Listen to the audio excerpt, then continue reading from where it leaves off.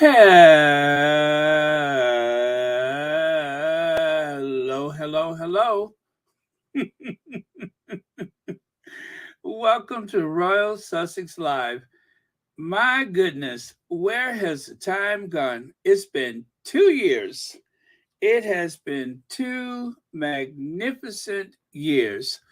Or as we say in France, deux, très magnifique. Something like that. That is how we say it in France.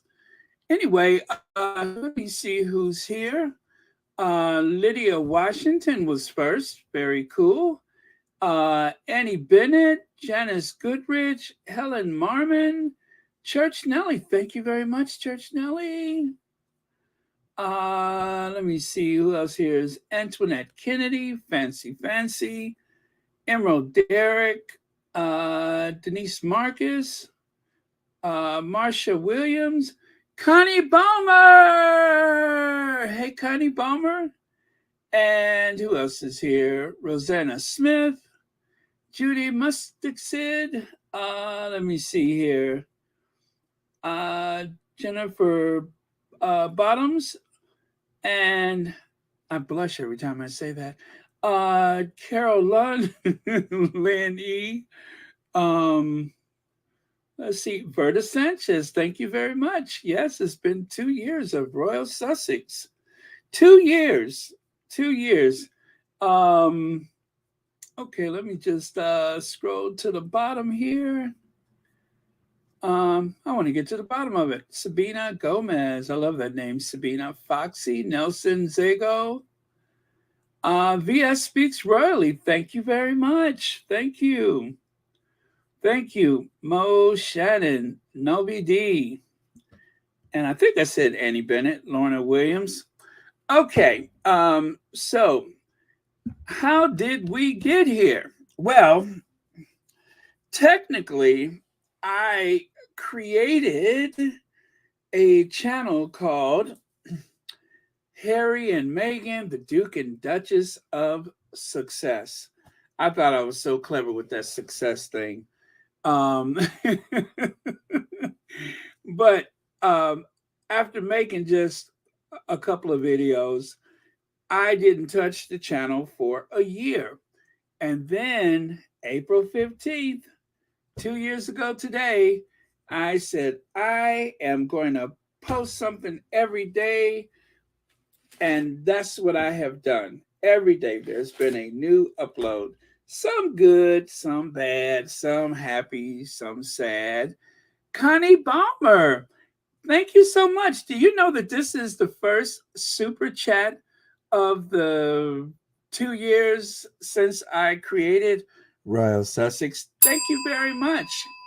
And thank you for being a member of Royal Sussex. Still a bargain at just $4.99. Thank you. Yeah, so that is how it all started. I changed the name after thinking for hours. I said, it's got to be something, but I want it to be related and blah, blah, blah, blah, blah. And next thing you know, something poured out of my mouth. Royal Sussex, which is not the height of cleverness when you consider the Sussexes had their Sussex Royals. So I ain't all that sharp. Marshall, thank you so much. Yes, it's been 2 years. Oh, let me see. Thank you for recruiting me personally in the beginning. You may not remember that, but I do, so thanks. Really? I don't recall. My goodness, I don't recall. But such is talking for a living. You forget what you said and everything that's happened. By the way, Sharon Lawrence, happy birthday. Kathy G, happy birthday. And Sharon Marcia Lawrence Hunter, it's your birthday too? Happy birthday to you all. Wow. Let me see. I'm counting the months. So if you were born in April, somebody must have caught a chill about 9 months ago. And you know how that is. Somebody's feet got cold. And in the process of warming up the feet, In 9 months, the baby started crying. So, okay, that could happen. Well, Marsha, I'm so sorry. I don't remember. Now I'm going to be preoccupied trying to think of that all day. But thank you so much for being here. So, for the birthdays, let's do this. Let's do this.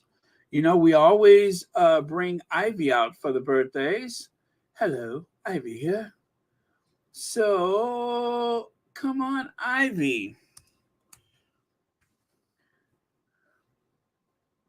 I said, come on, Ivy. Let me try that again.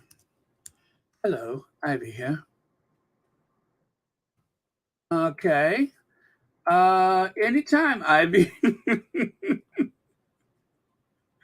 Well, that's not working out like I thought it would. Um, okay, I'll try that one more time. Um, oh, before I do that, let me say thank you to Joy Amore. Thank you so much for the super sticker and for watching Royal Sussex. And Elaine Parker, thank you so much for this super sticker. And as always, for being a member and watching Royal Sussex. And Matilda Adelson Loy, thank you so much for the super sticker. And thank you so much for watching Royal Sussex. Now, if I may, let me do my Ivy today. Is that a spell I just cast? Aha, there we go. So this is going out to all the birthdays today. The three before mentioned birthdays. Okay. And hit it. Wait. There we go. I love these kids.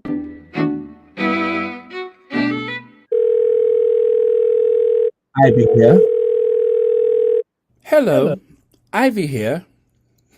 Hello. Ivy. Girl, the Duchess of Sussex won. Meet me at the Royal Sussex party. Serge Nelly's gonna be there. All right. Ivy out.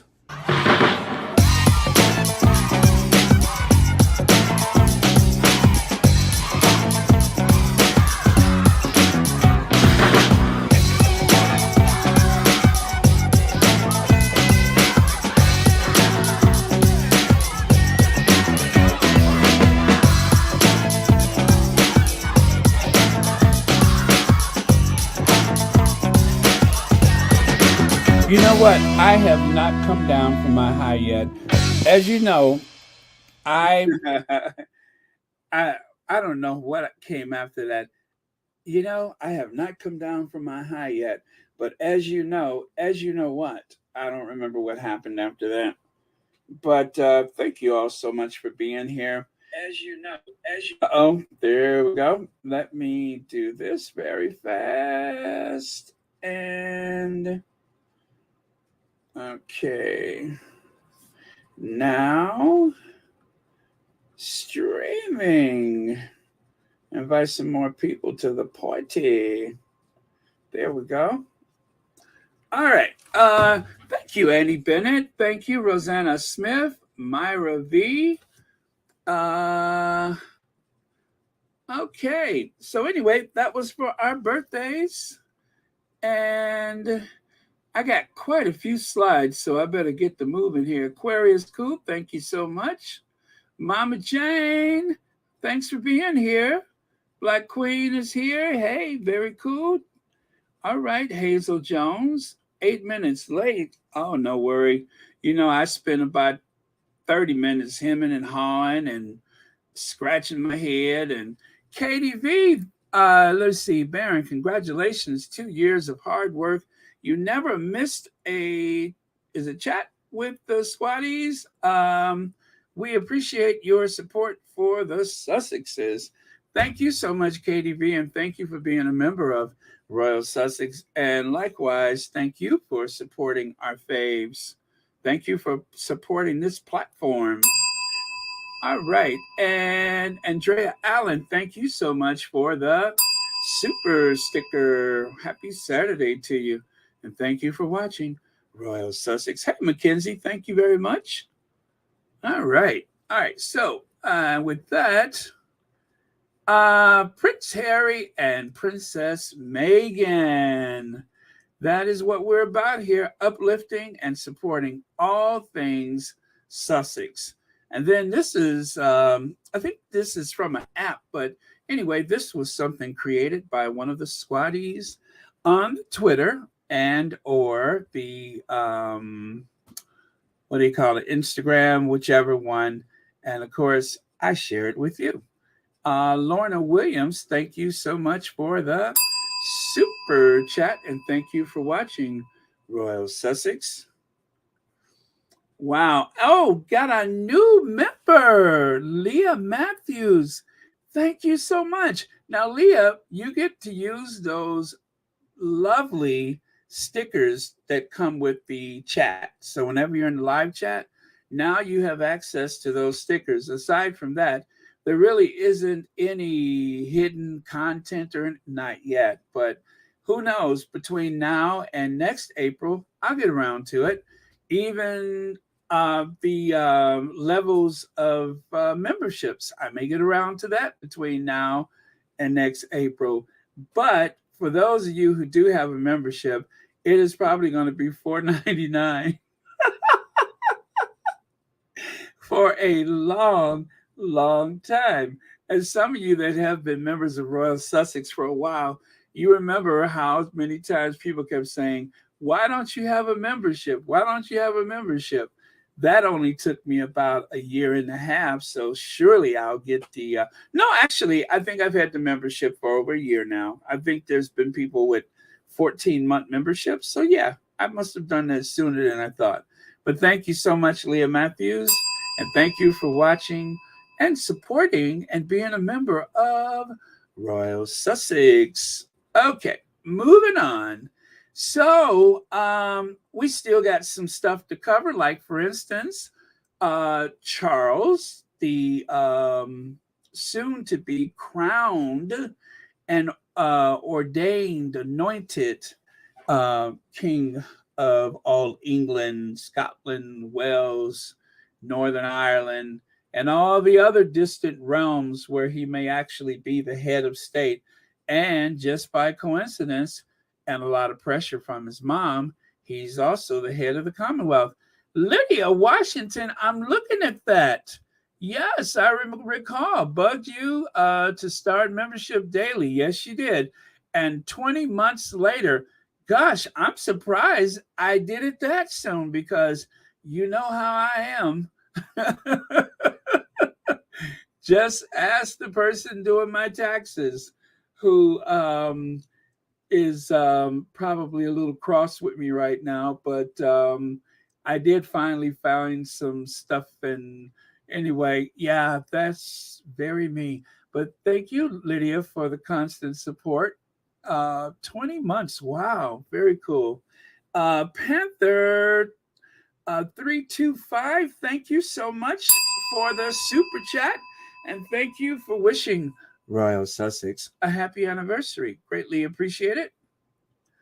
And right here, but critics of the king might well respond that if he really wants to see more of his grandchildren, he maybe shouldn't, that is, have evicted their parents from their British holiday home, Frogmore Cottage, on the Windsor estate. And you know how we always say in Montecito, there are no leaks. Well, in Frogmore, there were plenty of leaks and mosquitoes and all kind of stuff. And so the Sussexes paid a fortune to get the place just the way they wanted it. Now, to be fair, some of that was Crown Estate refurbishment, but the Sussexes also paid a lot of their own money for the refurbishment. And even though it was already scheduled for refurbishment and it was supposed to be a gift from the Queen, somehow, they actually had to pay for it anyway as part of their exit agreement. Sharon Augustine, thank you so much. Happy anniversary, Baron. Sending greetings to everyone from Canada. Thank you so much, and thank you for watching Royal Sussex. Oh, and thank you for the eye candy, Prime Minister. That's we appreciate that too. Okay. So Royalist is the Daily Beast newsletter for all things royal and royal families. Subscribe here to okay, I don't need that. Amid the wave of relief that swept Buckingham Palace on Wednesday, as it finally announced that Prince Harry would attend the coronation of King Charles, insiders told the Daily Beast that the king was saddened by the estrangement of his grandchildren, Archie and Lilibet, who, along with their mother, Meghan Markle, isn't it the Duchess of Sussex, will not be here. The whole thing with Harry is just desperately sad, a friend of the king, Charles, told Daily Beast. And Charles is also very saddened by the estrangement from the grandchildren, but at least Harry's attending the coronation in a chink of light, whatever that means. The doors has not been totally slammed shut. Well, okay, Daily Beast, you guys should know they are very right leaning, and I think that may be a Rupert Murdoch paper. But anyway, excuse me, they're not as radical as they used to be. They are very, very right wing establishment. So take whatever they say with a huge chunk of salt, because they are not to be trusted, and they can be very anti Sussex on most occasions. So, well, anyway, Charles, just like the Queen, yes, when the grandkids are around or the great grandkids, gravy. But the maternal instincts was not the Queen's strong suit, and the paternal instincts really is not Charles' strong suit. Whatever they say, that is just a bunch of BS. So, anyway, this is just a small part of the article that they had.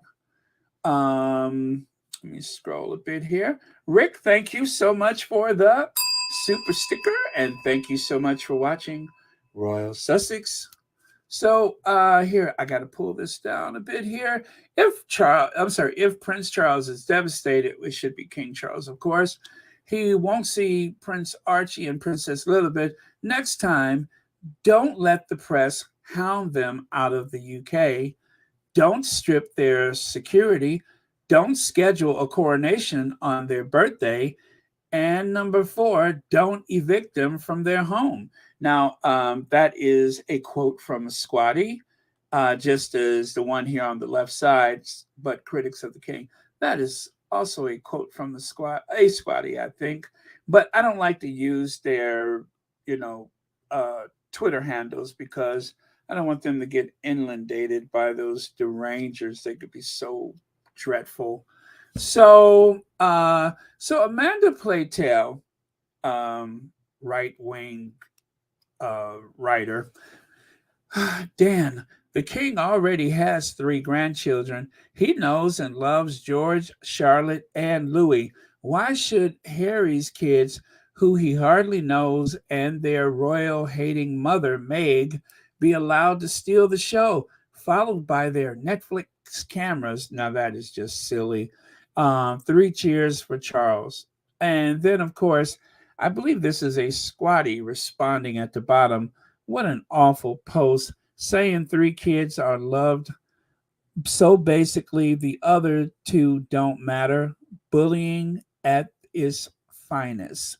Okay, maybe that's not a squatty, but either way, could have been. Um, I don't recall now. But that is just a small sample of what's been going on Twitter, and probably one of the biggest reasons why a lot of you guys have completely given up Twitter. And I don't blame you. It can be a very volatile place. So, again, thank you, Rick, and thank you for watching Royal Sussex. And I'm going to scroll a bit here. take a look at a couple of your comments as I go along. Let's see. Marjorie says, so why did the king not go to the christening if he was so sad? That's PR bull. Yep, it is. Let me see here. Screw Rupert Murdoch. Not me, but I'm sure somebody would do it. He was engaged, wasn't he? Rosengate was said, I want Harry and Meghan to buy their own house in the UK with their own security in charge. I'm sure there are some nice homes available over there. This will really drive old Willie crazy. Well, I don't want them paying for security over there, though. That can be so expensive. It's enough to pay for it at home. So I'm with buying a house, but the security, that still needs to be something that is ironed out. And I hope they do, because if this royal protection is very important to Harry, then there's got to be a good reason for it. So them not having royal protection is really just the excuse that I'm sure a lot of people in gray suits would love to say, oh, that's why that happened. Too bad he didn't have the security. So that is, yeah. Leslie F. Hello, anyone. I'm sorry, everyone. My dad thinks you all. My dad. Oh, sorry. My dad thanks you all. He came out of surgery okay. They got all the cancer tumor on his thyroid. Again, God bless you all for the prayers. Leslie F. and continued prayers. Yeah, remember continued prayers. And I do wish your father very well. Thank you so much for sharing that with us. Always continue prayers. Legs says with a super chat, step 5, remember to invite them to the court.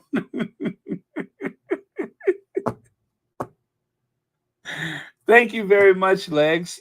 That's right. Thank you for the super chat. Remember to invite them to the coronation. That's the other part of it. Chow says, perhaps Montecito, no leaks, but the recent French spy. Yeah, you know what? I haven't discussed that for a very good reason. Something like that is so jarring, I choose to pass on it. It's there, it's a factor, I know, but I saw it and I'm going to take a hard pass on that one because that's a little bit too jarring for my taste. I'm sure the people who need to know about it is aware of it, but yeah, there's a good reason why I didn't bring that one up. And where security is concerned, you guys, if somebody could get close enough to whip an egg at the king of the United Kingdom, nobody is truly safe. So a lot of that material was so sensationalized, but yeah, I'm going to take a hard pass on that one, but thank you for your comment. All right. And here we have the king is a fink. Yeah. Whoever said that have the courage to say it to my face. The king is a fink. I love that. Again, there has been a battle going on the Twitter, the social media, all week. And this was just a small part of it. One of my favorite parts. Oh no, suspended. I'm sorry. You know what? I don't usually get into anything with the people on there. When I find myself about to launch an attack, I take deep breaths and pull it back. But yeah, people post messages to me all the time. I see them, hashtag or add or whatever to me. And I usually don't see them because I rarely ever look at them. But occasionally I do. And I'm just like, really? And as soon as I feel that urge, as soon as my chest rises up, I'm like, nah, let me just block this person. But, that's just what I do to deal with that stuff. Okay. Coronation call. Dukes are left off a guest list for King Charles' big day, leaving some of Britain's most senior aristocrats shocked and dismayed. Well, if you guys recall, Charles Spencer, the Earl Spencer, Princess Diana's brother, he realized that he was not likely to be invited, and he makes it like he really doesn't care that he's not invited. And I take him at his word because he is a bit squirrely. While he had a great deal of respect for the queen, even though he verbally chastised her in front of all creation, as most of us recall, um, I don't think that respect translates to Charles III. As a matter of fact, they both are named Charles, which might be a bit awkward. But either way, I do believe that all of the deference and consideration for the royal family ended with the queen. And that was one of the talents that the queen had, if any, is that in spite of, you know, people's stance on the royal family or on the Windsors of the institution of monarchy, she kind of transcended all of those things just because she became the grandmother of the country, the face of the brand and such. So she was able to get away with a lot. She was excused for a lot of things, good and bad, fair or not. That is just the way it was. So that became part of her brand, and that just does not translate to Charles. People do not see him as a sympathetic figure, but I'm just preaching to the choir. You guys know that already. But one of the assertions about the aristocrats, and trust me, I'm not trying to get you guys to feel sympathetic toward them, but one of the arguments is that the aristos, back in the old days, in the ancient times, when there was a time of war, most sovereigns would have to finance the wars themselves. They would raise taxes and such, but it was to their advantage to finance it any way they could so that they could keep their head instead of losing it and seeing it placed on the spike. And so it was very important that the landed gentry, the aristocrats, came to your defense. They had armies of their own. And the same way they could help protect a sovereign, they could also challenge a sovereign. So you always wanted to keep them in good favor and have a good relationship with them. And so some of these aristocrats are like, listen, back in the battle of such and such, we saved your family. And, so it sounds so strange to hear people talk about that in 2023. But some of them are like, our ancestors and your ancestors. Well, I'm like, well, but you're doing okay. Queen of Turtles says they should rent some space in Althorpe. Diana's family would gladly open some space and welcome them. Well, Queen of Turtles, I would love to see the Sussex kids get to know their family, the Spencers. But the problem is, Charles Spencer did not want Diana there because he didn't want that attention from the press and the media and such. So I doubt if he would be okay with that.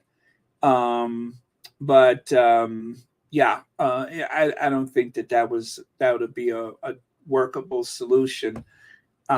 They may be a guest of the house on occasion, but I doubt if they would have their own quarters or their own cottage or anything there. So, but they do have the room, and I just don't think it would happen though. But thank you so much for your comment.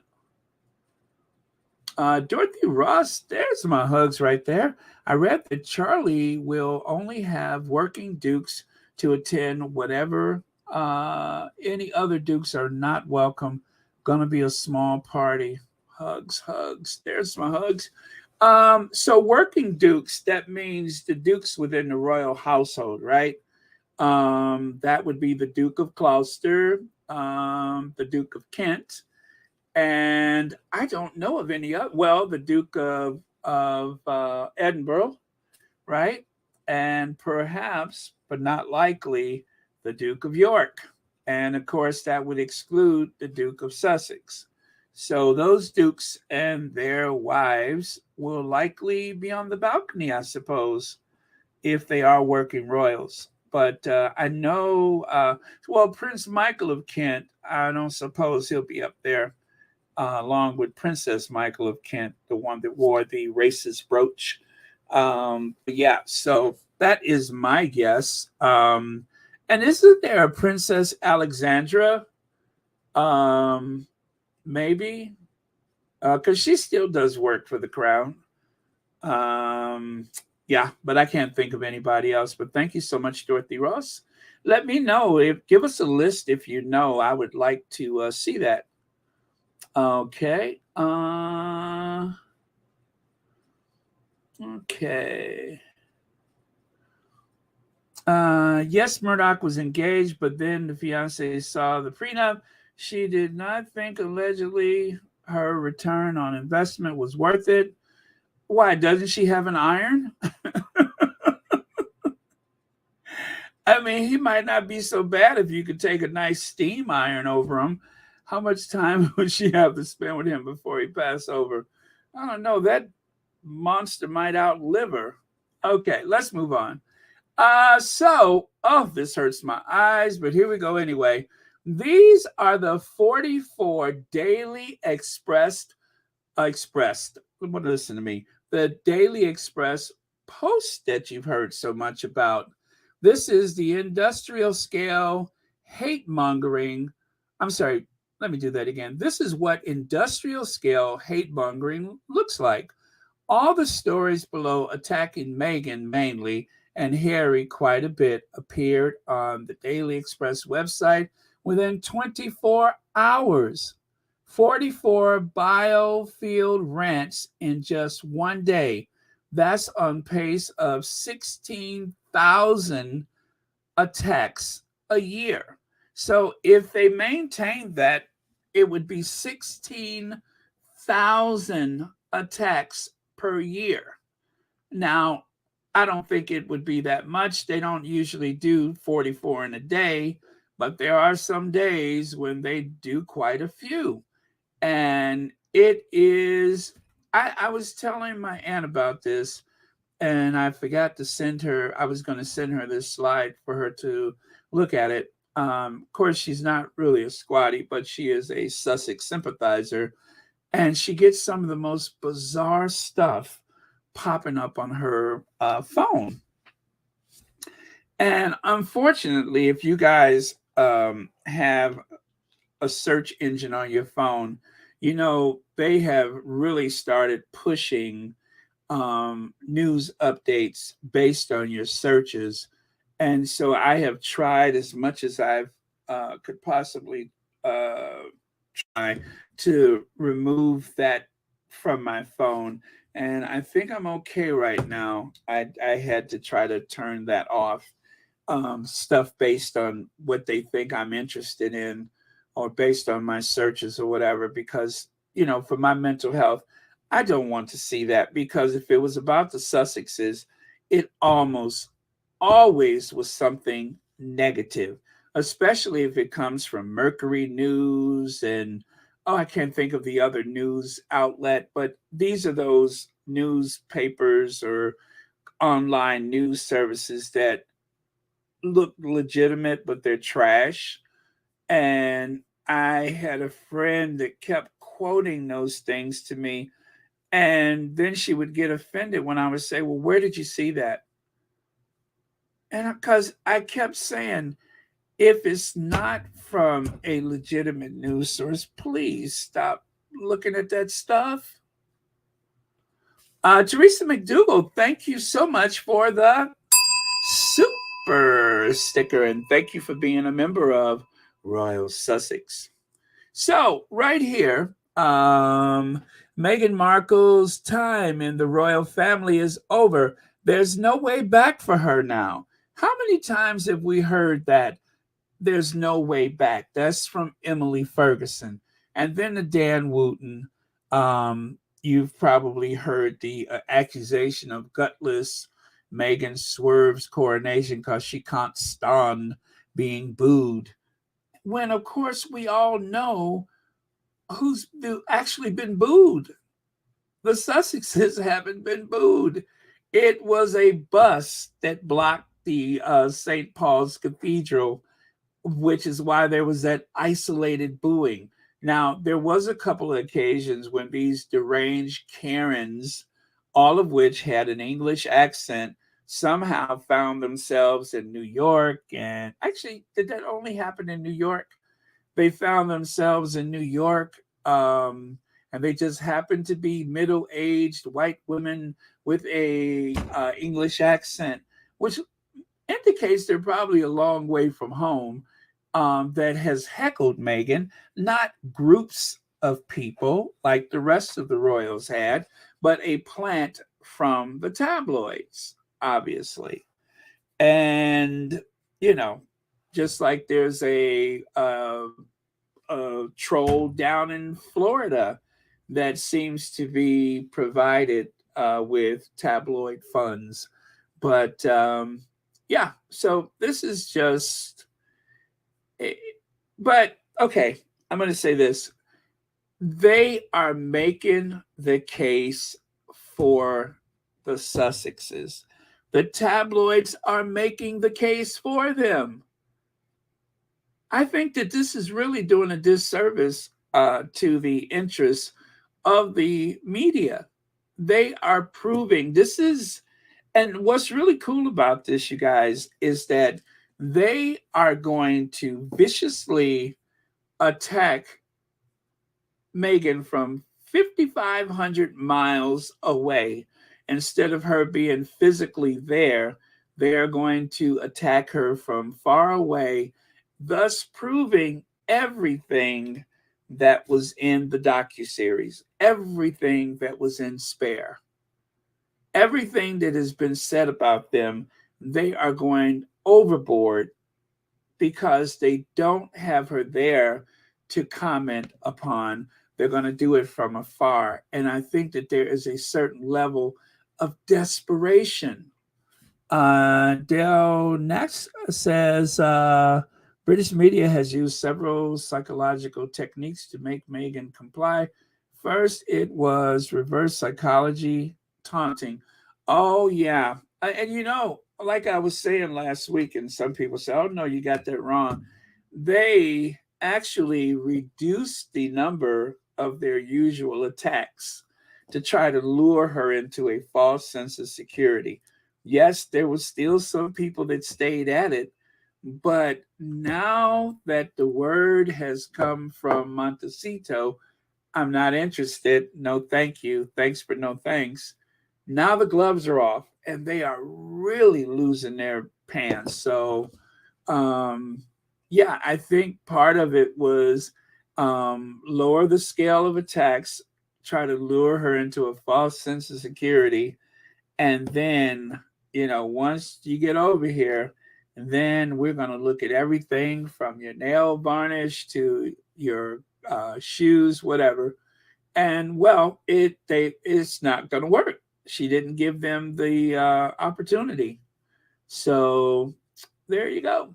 Monroe Taylor Classic Movie Channel. Charles Forgot the Dukes are all really kings who agree to one king of England. Has lots of kings. Well, yeah, the dukedoms. That's, I mean, they didn't pay a federal tax for a long time, I believe. I don't think they paid any tax, did they? That they made a law to make them pay tax. Their peasants paid taxes. So yeah, you're right. It's kind of, the dukedoms are kind of like a principality, like with the what is it? Florence was not a kingdom; it was a dukedom. So yeah, that's pretty close. I mean, or it may be 100% accurate, but yeah, it is a self-governed um, area or province or whatever within the greater England. So they had a lot of power back in the day. They had a lot of power. So, okay, let us move on then. I'll go here. Now, this was very interesting. This was something I got from, let me see. Did I say thank you, Teresa? I hope so. Let me give you a bell again. But yes, thank you for the super sticker. And I'm going to scroll. Pam Porter says, thanks for never missing a day. Royal Sussex is part of my daily routine. Please find a way to include your monthly Patreon supporters. Yes. Well, thank you so much. As for the Patreon, I was going to mention that later. The Patreon supporters do not have a way to participate with the stickers, but they can have a what do you call it? They are subscribers, I hope. But in terms of using the stickers on the chats, that's not possible. But I want to do the names, but some people rather remain anonymous.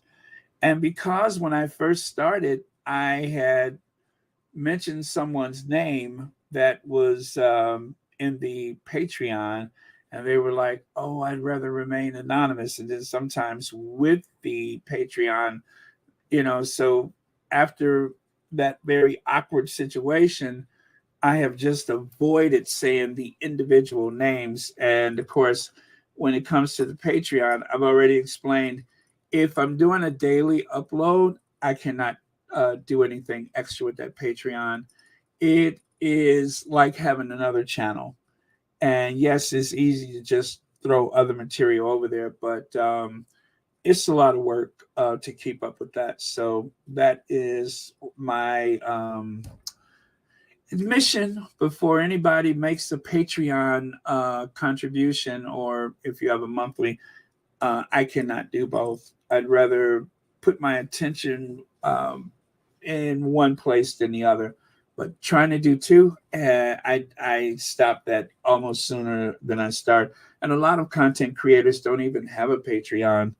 And those that do, they usually don't have a daily upload. So, but yeah, that is, and thank you for reminding me, Pam Porter, because from time to time I do mention that is like one of the loneliest places to be is the Patreon.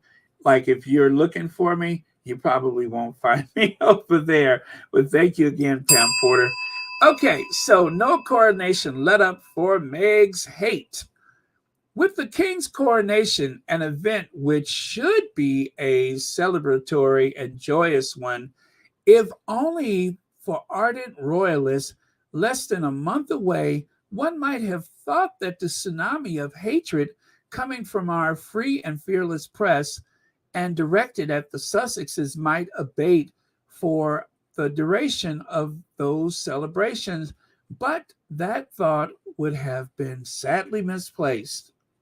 So over here on the right, it says the right-leaning part of the Fourth Estate, which spends an inordinate amount of time trying to prove true has, I hate saying has, let me pull this down so I can see it. Okay, yeah. To prove true has claims that they would only stop when his wife was dead. Oh God, I hate saying that. I cringe. Has, if anything, pushed the pedal even closer to the metal in its collective obsession. If a lone man or woman did what they are doing, they would be accused of stalking, and the accusations would be justified. Edwin Hayward has been looking at stats, and they make for worrying reading. This is what industrial scale hate mongering looks like.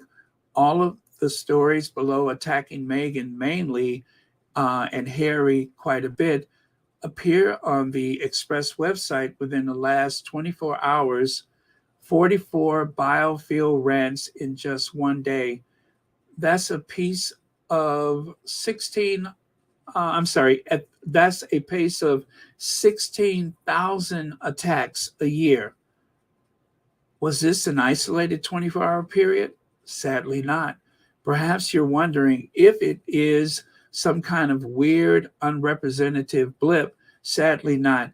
Take a look at these threads of mine for 2 years ago, which told this is what industrialized bullying and racism looks like.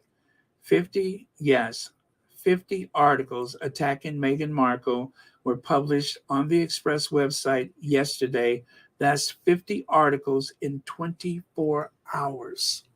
So, I don't know who this guy is. I don't know who he is. But I will post the article on the community tab. So if you guys would like to see the complete article, you can. But that's awful. I mean, the Express, it's almost incoherent to look at it because there's ads popping up. There's other stories that they're trying to lure you to read, and to think that people actually sit around. I would love to believe that that was like an algorithm or a computer program that spits that out, but no, that's planning. That is planned by people. And you know what they say? One thing about a computer: garbage in, garbage out. Okay, so let me scroll a bit here.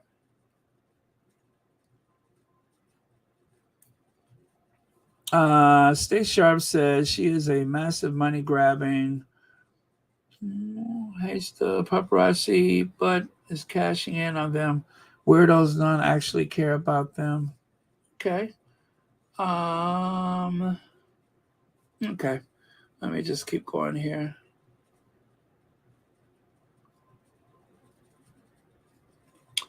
Okay.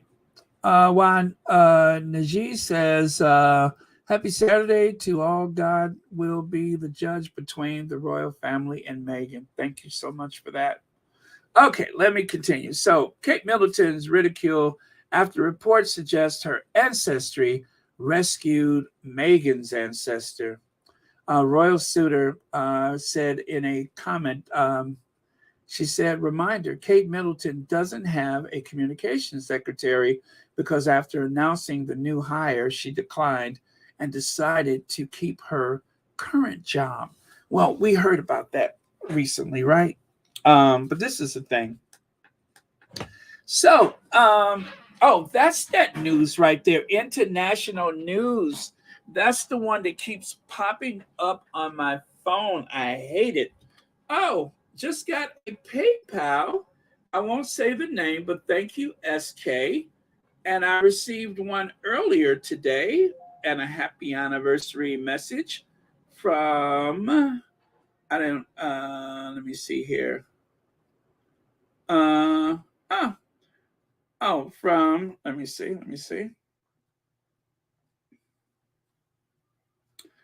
JF, thank you so much. So thank you both for the PayPals. There was one earlier and then there was one just now. Thank you very much, and thank you for watching Royal Sussex. So, yes, that's it right there. I couldn't remember the name of it, but international news that keeps popping up on my search engine. I use Google, the same people that own YouTube. That keeps popping up on my search engine, and I was trying to turn it off because I'm sick of it. Do you hear me? Sick! I'm sick of it. Every time I'm just enjoying myself, laughing, trying to have peace of mind, then all of a sudden, international news pops up on my phone with some garbage like that. I don't want to see that, especially if it's something anti-Sussex. Baron, this is disgusting. Bile is why Princess Meghan has put herself and children first by staying away from the crazy. I agree. I agree. Thank you so much for that. Marcy Foreman, thank you so much for the super chat. The haters can sit and keep watching Harry and Meghan's successful ventures. Narnia's Laws. I love it here at Royal Sussex. Thank you so much, Marcy Foreman. Okay. So let's move on. Anyway, if you guys, that article, now I've read the article that's in Fail about Kate's ancestors, and let me tell you something. It was like trying to keep down bad food. It really was. Kate Middleton blocked Meghan Markle from attending Coronation. Sit at the back. Kate Middleton told Meghan Markle to sit at the back if she attends the coronation. Now, see, um, this is what's really pitiful. Um, if you have this kind of, I guess, vitriol in the daily papers in the UK, well, we know that's common. But the New York Post, also owned by Rupert Murdoch and News Corp, New York Post almost seems as though it's in a typical American paper. Well, maybe at one time it was, but now it is just this alt right, ultra conservative, hate mongering paper that has no place in the Empire State of New York. But legally, it is okay for someone from Australia who has interest in the UK to have interest, business ventures in the US, including the media. Now, they petitioned Republican lawmakers for a long time. And unfortunately, as much as I love Bill Clinton, Bill Clinton is partially responsible for allowing the media corporations to explode and create monopolies. He's partially responsible for that.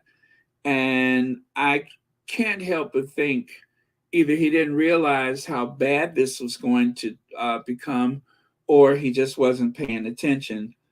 I don't know. But whatever the case is, now we're stuck with it. Thank you, KB, for the PayPal.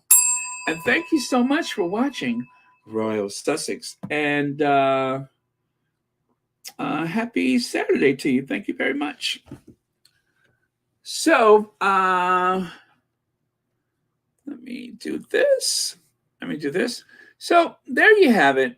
Kate found Walkabout with Harry and Meghan one of the hardest things she's ever had to do. Now, as you may recall yesterday,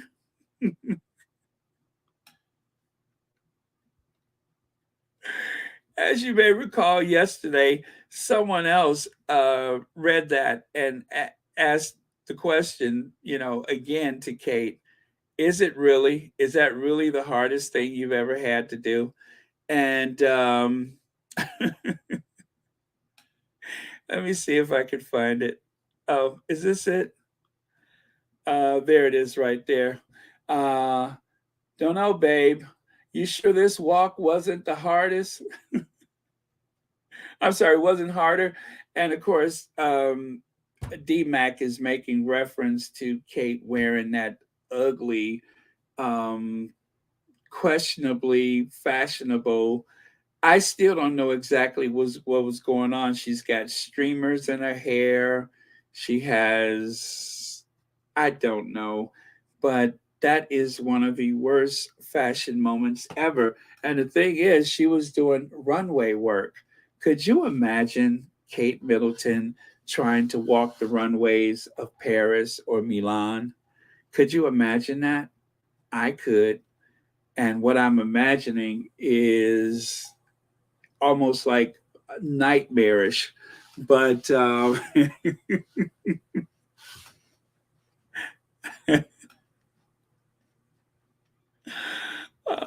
Kate trying to do that pony walk. Yeah. Okay, so let's get back over here. All right. Now this is the look that I'm pretty sure everyone had when they looked at that article about Kate's ancestry. Kate Middleton mocked after a report says her ancestors' effort freed Megan's ancestors from slavery. And you're probably wondering who writes an article like that?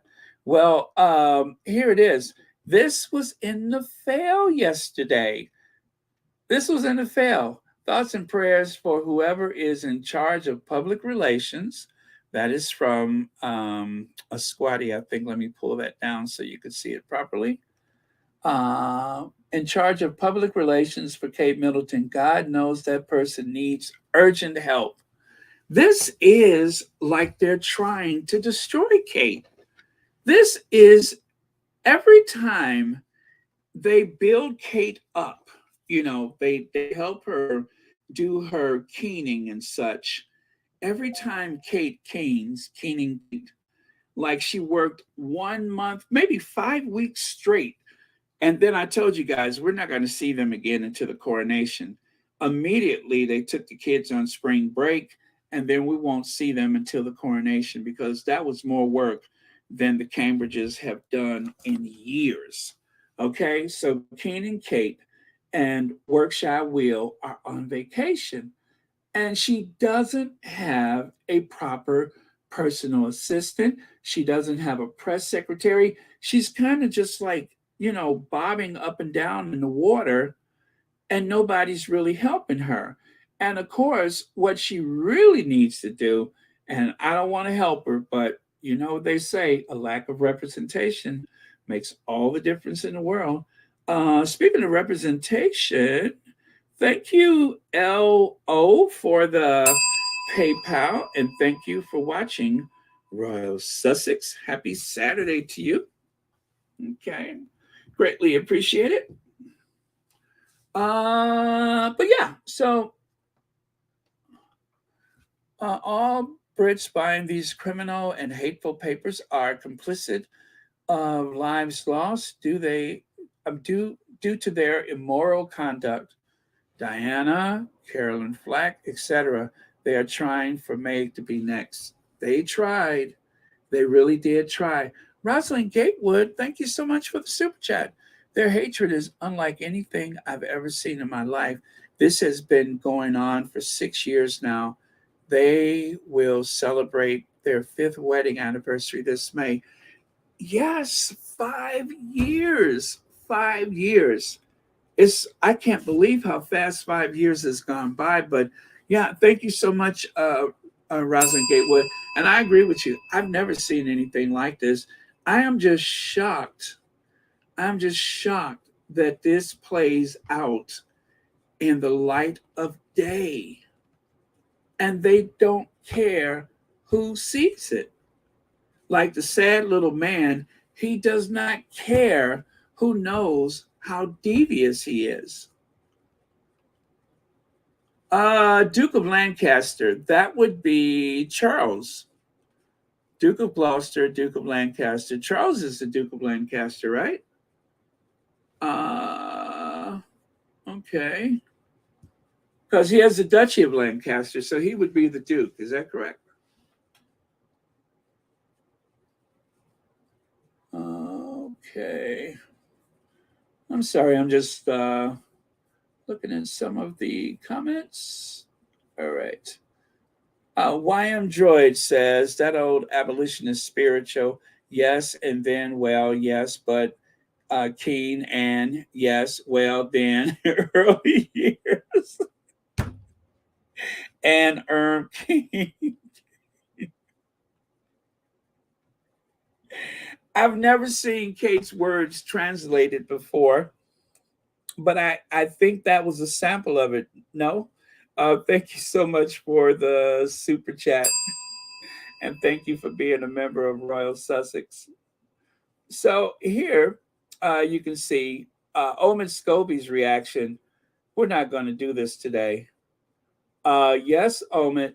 Omid was shocked when he saw it. As a matter of fact, a lot of news stories are actually quoting Omid. It is shocking. It is shocking. I'm not going to share the article with you, but I'm just going to speak of it. It's stupid. It's stupid. It is an overreach at best. and insulting at its very worst. It's stupid. It makes absolutely no sense that it was even discussed. It's as though they're trying to sell Kate as somehow not very much a racist family, Kate, if you understand what I'm saying. Why they feel the need to do that, I have no idea. This is something that they could have just not done, and it would have been better than to try to do something like this. If you were going to do something like this, you would want to insert stupidity at a time when people are not paying attention. But because people are paying attention, because the very racist roots and the connection to the slave trade of the royal family is a thing. Is this like some kind of branding from the Middleton family to try to not be a part of that? I don't know, but it was just dumb. Maureen Reed, thank you so much for the super chat. And thank you. Happy anniversary, Royal Sussex. Thank you very much. So, this I'm going to share this with you. Now, I have shared this from time to time, and I've noticed that a lot of the squatties are on the same page today because someone else had shared this same story. So, Negro Page, right? That is the painting that is in apartment one, or is it 1A? The apartment that was once the residence of Princess Margaret. Now, when the Obamas came to visit Harry, because of protocol, Harry had to share the visit with William and Kate. And so Harry's friends, they put Kate next to someone with a double Ivy League degree, right? And they put William with a Harvard law professor who taught at the University of Chicago, another very prominent university in the United States. So, two of the dumbest, laziest people ever to occupy a space are actually sitting speaking to Ivy League graduates, president and first lady. What could they possibly have to say to them? Especially, well, I'm not even going to single one of them out because one is about as bad as the other. But what in the world could they possibly have to say? And unfortunately, Harry is sitting by himself.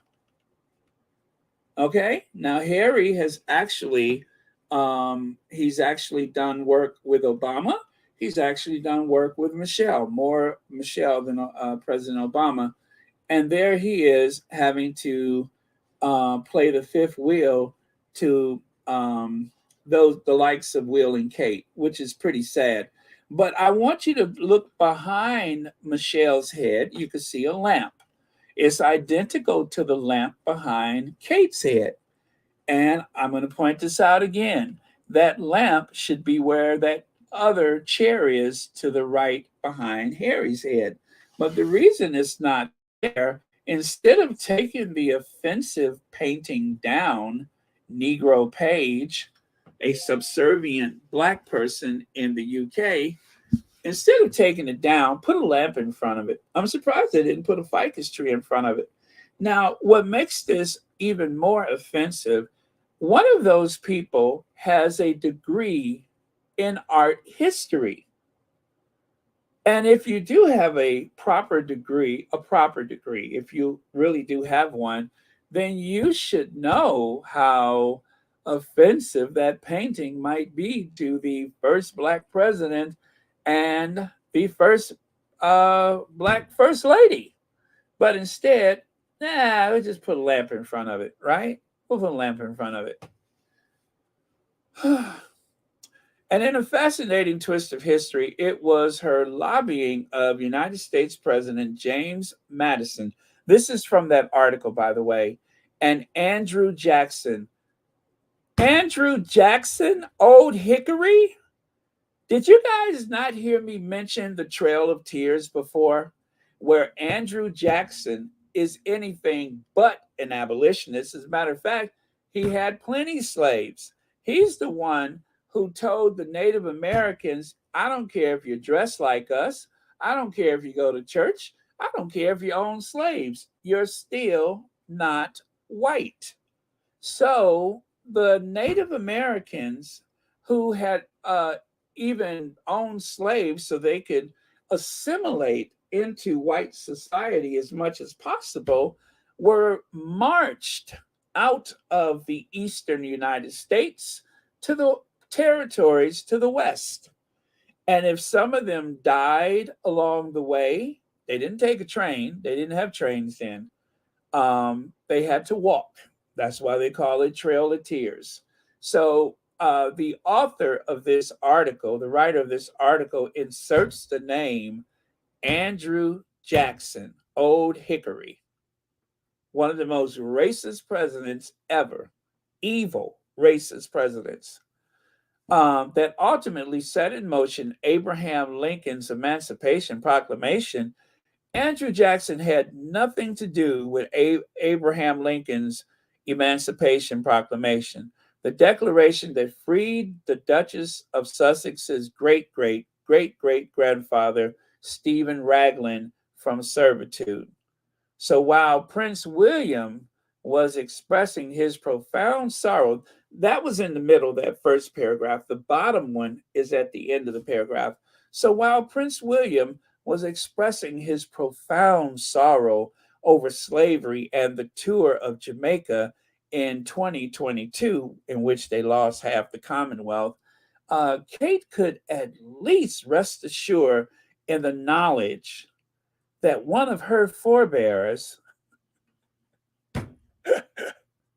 was a pioneering abolitionist who helped bring an end to the barbaric and abominable transatlantic slave trade. Number one, who writes like that? And number two, let's talk about overreach. Even if there were a shred of truth to that, the most minute amount of truth, that ain't got nothing to do with Kate, who sat back and watched a woman of color in the family uh, belittled, attacked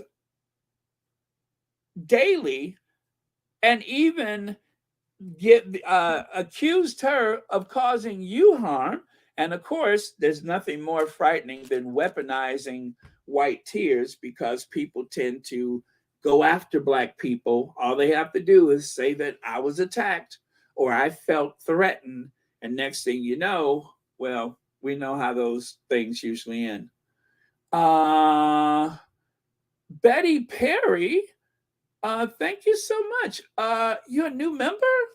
Wow. You know what? I got to scroll. I didn't even get to that. Well, thank you so much, Betty Perry. Oh, let me scroll, you guys. So, but anyway, that was part of the article.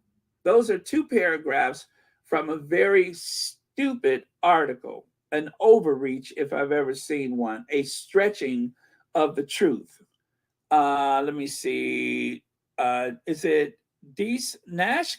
Thank you so much for the super sticker. And thank you for watching Royal Sussex. Happy Saturday to you. And Sean, and watch on anniversary day, something is going to come up, and it's going to be important for Harry to come to London, of course.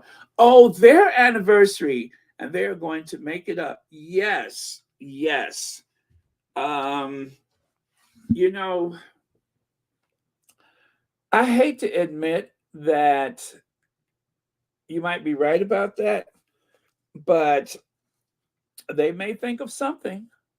They may think of something, and that might be a way to try to get Harry to join them for Trooping the Color, even though we know that that's not likely ever going to happen again. And all of this talk about the balcony, Harry never wanted that life in the first place and ain't interested in that balcony. And just like I just said, now that the queen is gone, the idea that Harry would be as interested in doing anything with that family is going to diminish more and more over time. I know it is. Whatever he felt for that family, a lot of that went right into the vault, the burial chamber at the St. George Chapel with his grandmother. Thank you so much for that, Sean, and thank you for the super chat. And thank you, Migna and Hein Murray. Thank you so much for the super sticker, and thank you for watching Royal Sussex. And AM, I see you sent me a PayPal. Thank you very much. Thank you for the PayPal, and thank you for watching Royal Sussex. Okay, so let me continue. Now, let's just say, for the sake of argument, that maybe there's some truth to that thing with Kate. Here is a Middleton, don't know if he's related to Kate, who died on January 1st, 1787, at age 44. He's buried in the family tomb in gardens at Middleton Place. The death notice from the State Gazette of South Carolina describes him as a tender husband and parent, humane master, steady, unshaken patriot, and let me see, the gentleman and the scholar. The plantation passed to Henry, his eldest son, late governor of South Carolina in the United States, representative and minister to Russia. Middleton was an ancestor of actor Charles B. Middleton, who played Ming the Merciless in Flash Gordon in the 1930s. Let me see. Middleton's son-in-law, Congressman Daniel Elliott, was it Hooger? Who was the grandfather-in-law of the Confederate General Arthur Middleton Manigault. Now, again, I don't know if this guy is related to those Middletons or not. Anyway, let's get to the more interesting part right there.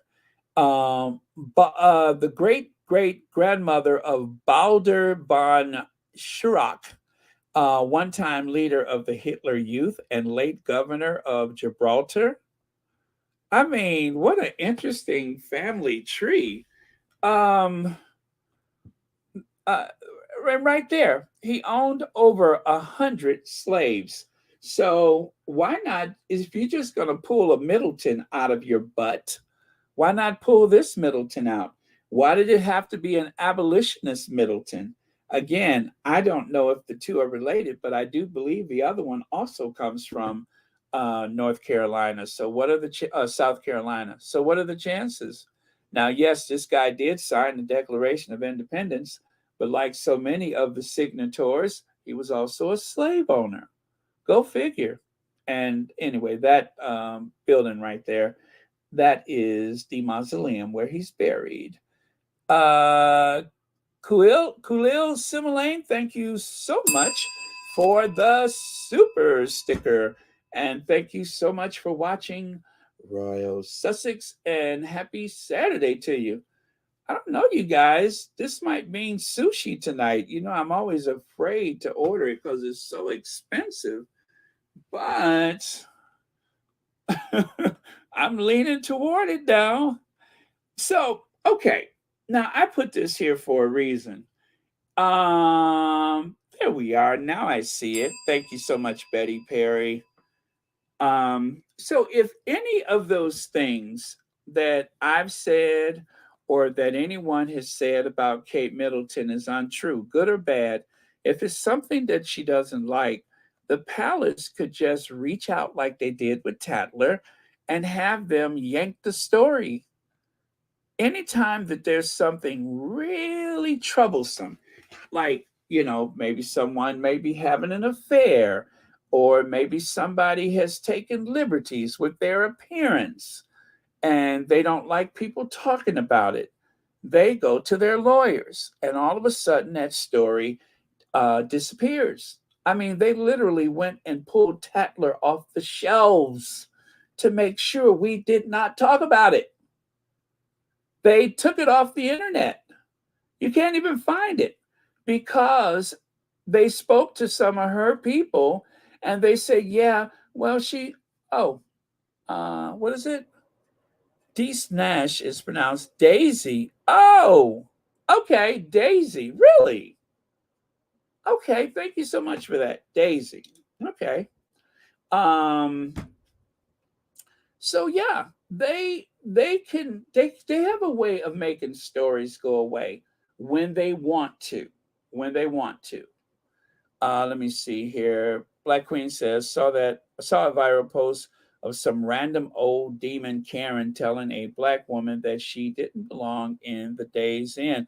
I saw that, and she spit in that woman's face, and she mopped the floor with Karen and then spit on her. Do you know, Black Queen? Listen, when I was watching that, I was sitting up here dozing off, right? And when I saw it, and I saw things escalating, and then I said, did she just spit in her face? And then all of a sudden, all I could hear was, you did, you hear me? She told her, this Karen told this black woman at a hotel, you don't belong here, as though she like wandered in from off the street to eat some of the continental breakfast or whatever. And I mean to tell you, she beat that. And the one was like, okay, I'm sorry. She went from being so brave and walking over and spitting in this woman's face to curling up in a fetal position and hoping that she was able to walk again. You don't spit in people's face like that. I mean to tell you, it was like I had just drank a Red Bull. I sat up, I say, what? What? And I deplore violence. But that particular time, I had to watch it about 3 or 4 times before I was satisfied. So yeah, I did see that. Uh, let's see here. Lydia says Prince Harry taught Archie to curtsy to QE2, but I hope he teaches the kids they do the talk to the hand sign for the other visits if they ever visit the UK. I'm sure they're going to visit. And when they're old enough, Harry is probably going to take them to Althorpe to visit Diana's grave. I'm pretty sure of that. So when they're old enough. But yeah, talk to the hand. Talk to the hand.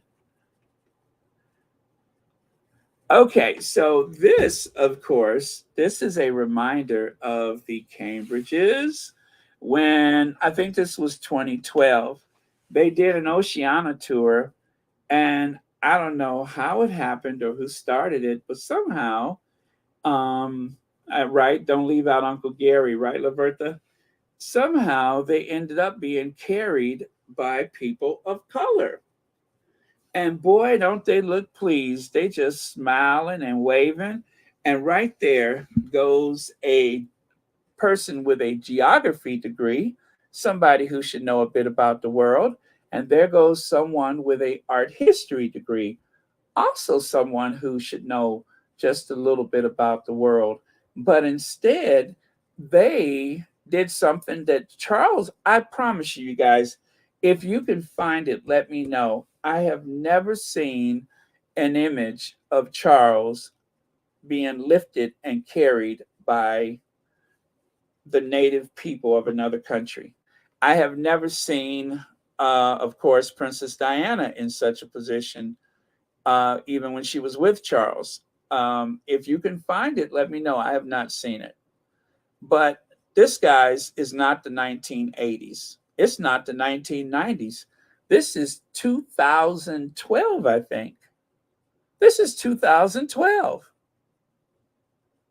Oh, Lydia just posted it, I think, where the woman got beat within an inch of her life. Um, I'm telling you, it was a satisfaction in that one. I usually don't like violence, but I will make an exception for it this time. Spitting on someone can be quite humiliating. And to spit in someone's, why would you do that? Why? I kept saying, why would you? Oh, now somebody's speaking my language. Thank you, Linda Mackins. Thank you so much. Oh,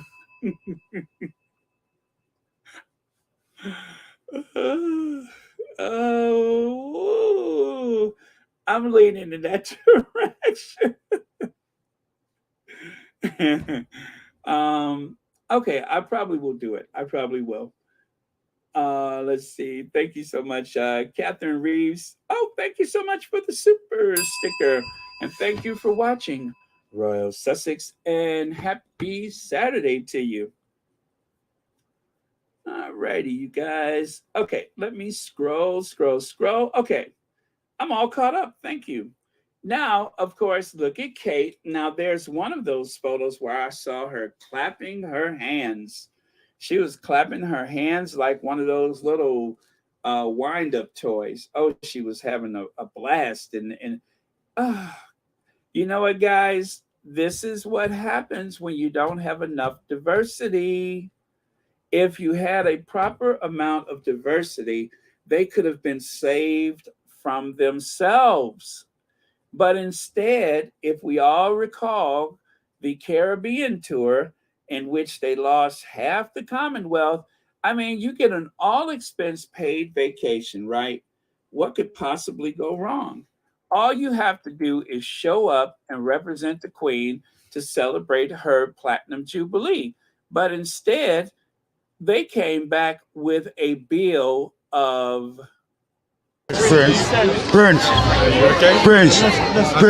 Trenchtown wants $245 billion. That's what Trenchtown wants. $345 billion. Yes, thank you. Yes, sir. Yes, sir. That's what Trenchtown wants. Yes. What do you mean?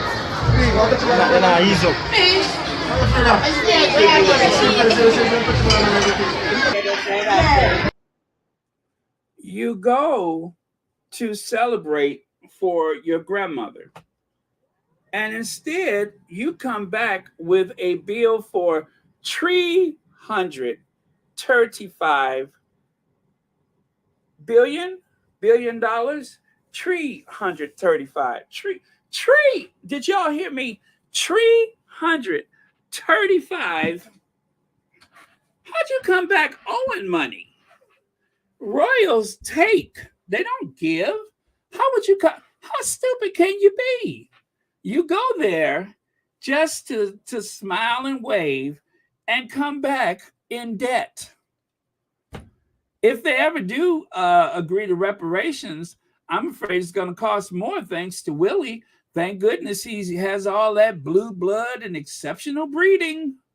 Because if it wasn't for that exquisite breeding, they might have come back owing more. BW, thank you so much for the super sticker. And thank you for watching Royal Sussex. And DR, I see you sent me a PayPal. Thank you very much, DR. And thank you for watching Royal Sussex. Happy Saturday to you both. So that is what happened. They came back owing money. Regina Mercedes, happy anniversary. Have enjoyed your channel on my drive home for a long time. Really? I'm so glad to hear that. That is so cool. You know, one of my favorite things is to know that people are doing their laundry, washing their dishes, running errands, or just spending some time at work with Royal Sussex. So thank you very much for that. Thank you for sharing that, and thank you for the super chat.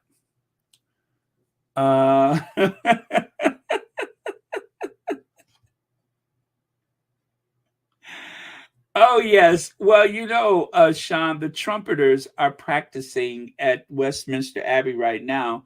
They're trying to get the acoustics just right because when Charles walks in, they're going to play God Save the King.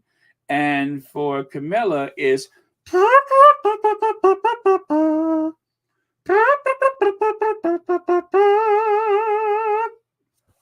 so that is the overture they are going to play for Camilla. Someone told me. But ladies and gentlemen, best in show. Uh, thank you, Sean, for the super chat. Okay, that is best in show if I've ever seen. Let's see here. BW says, I started listening to you in May 2021. I was on your Patreon before I found out it was easier using YouTube donations. Congratulations, Baron. You are a breath of fresh air. Love your podcast. Well, thank you, BW, and thank you again for the super chat. But well, thank you. I'm so glad. All right. Now I'm getting that big smile on my face because it has been some hard work, but it has been so rewarding. And sometimes I do push myself because I'm enjoying it. I really, really enjoy it. And also, I am committed to the Sussexes. Just like I said, 2018, it was just, you know how stuff seems to happen for a reason. Like in the book Spare, when Harry said that Archie kept looking at that painting, and then they realized it was Diana, the goddess of the hunt, and they felt like that meant something. Or when the hummingbird, they thought that meant something. They felt like it means this or that. Well, imagine me, what was it, Thanksgiving, and I heard there was a sale on tickets for airlines. I said, well, I'm going to go look. Maybe I'll go to Europe. And so I literally retreated into my bedroom, and it was Thanksgiving, so there were people at the house. And so I told my sister, I'm like, I'm going to Europe. She's like, you are? I said, yeah, for 2 months. She said, really? I said, yeah. And then I found out that there was going to be that there was an engagement. And I said, and they said in the spring. I said, okay. So I went back and I told my sister, I said, listen, if I'm over there, I may as well try to be in the crowd at the wedding. And at that time, I didn't know a whole lot about Megan. I didn't know anything about her. I only knew Harry. And I was just like, for some reason, I never got excited about Will and Kate. I was always excited about Harry. And then Megan's easy to love. So the more I learned about her and everything, I was just like, I like her. And so when they announced the wedding date, I'm like, I'll be there. And that is how my connection to the Sussexes started. And I just like to think none of that was by chance. And then to punctuate an already amazing grand tour of Europe, I go to the airport and BA upgraded me to Club World. At first, I almost got bumped from the flight. And then next thing you know, I'm in the first class lounge. And then I get on the plane. They said, would you like something to drink? Orange juice or champagne? I said, I'll take the champagne. So I was in business class, Club World, whatever they call it. So it was like it was all meant to be. It was all meant to be. So if you want to learn more about that, go to the anniversary video where it is all explained. So thank you again, BW. Ethan's husband is here. Welcome to Royal Sussex. And TRC Rugs, thank you so much for the super sticker. And thank you for watching Royal Sussex. New member. Thank you so much, Coffee Bar. Thank you for joining Royal Sussex. Still a bargain at just $4.99. And thank you very much. All right, let me go to the next. So there is the Cambridges cosplaying Philip and Liz from the 1950s. I know, Mo, you love when I talk about Europe. And there is William and Kate um, sitting with is it the Prime Minister of Jamaica, where he told him we're moving on? But this was just so ridiculous. And this is something, now they blame Harry's book, right? They blame the Oprah interview. But to most people in the world, especially the Commonwealth, these are the timeless images. And I do mean timeless because it looks like it's right out of the 1950s or 60s. But these images is probably one of the worst things that has ever happened to the Cambridges. And this is the way a lot of people learned about how backwards they are, about the fact that they will not reform the royal household. If anything, they're going to take them back. They're going to keep them mired in the past. And you cannot blame Harry and Meghan for that. They did that themselves. They went on an all expense paid vacation to celebrate the Queen's Platinum Jubilee, but instead they come back 335.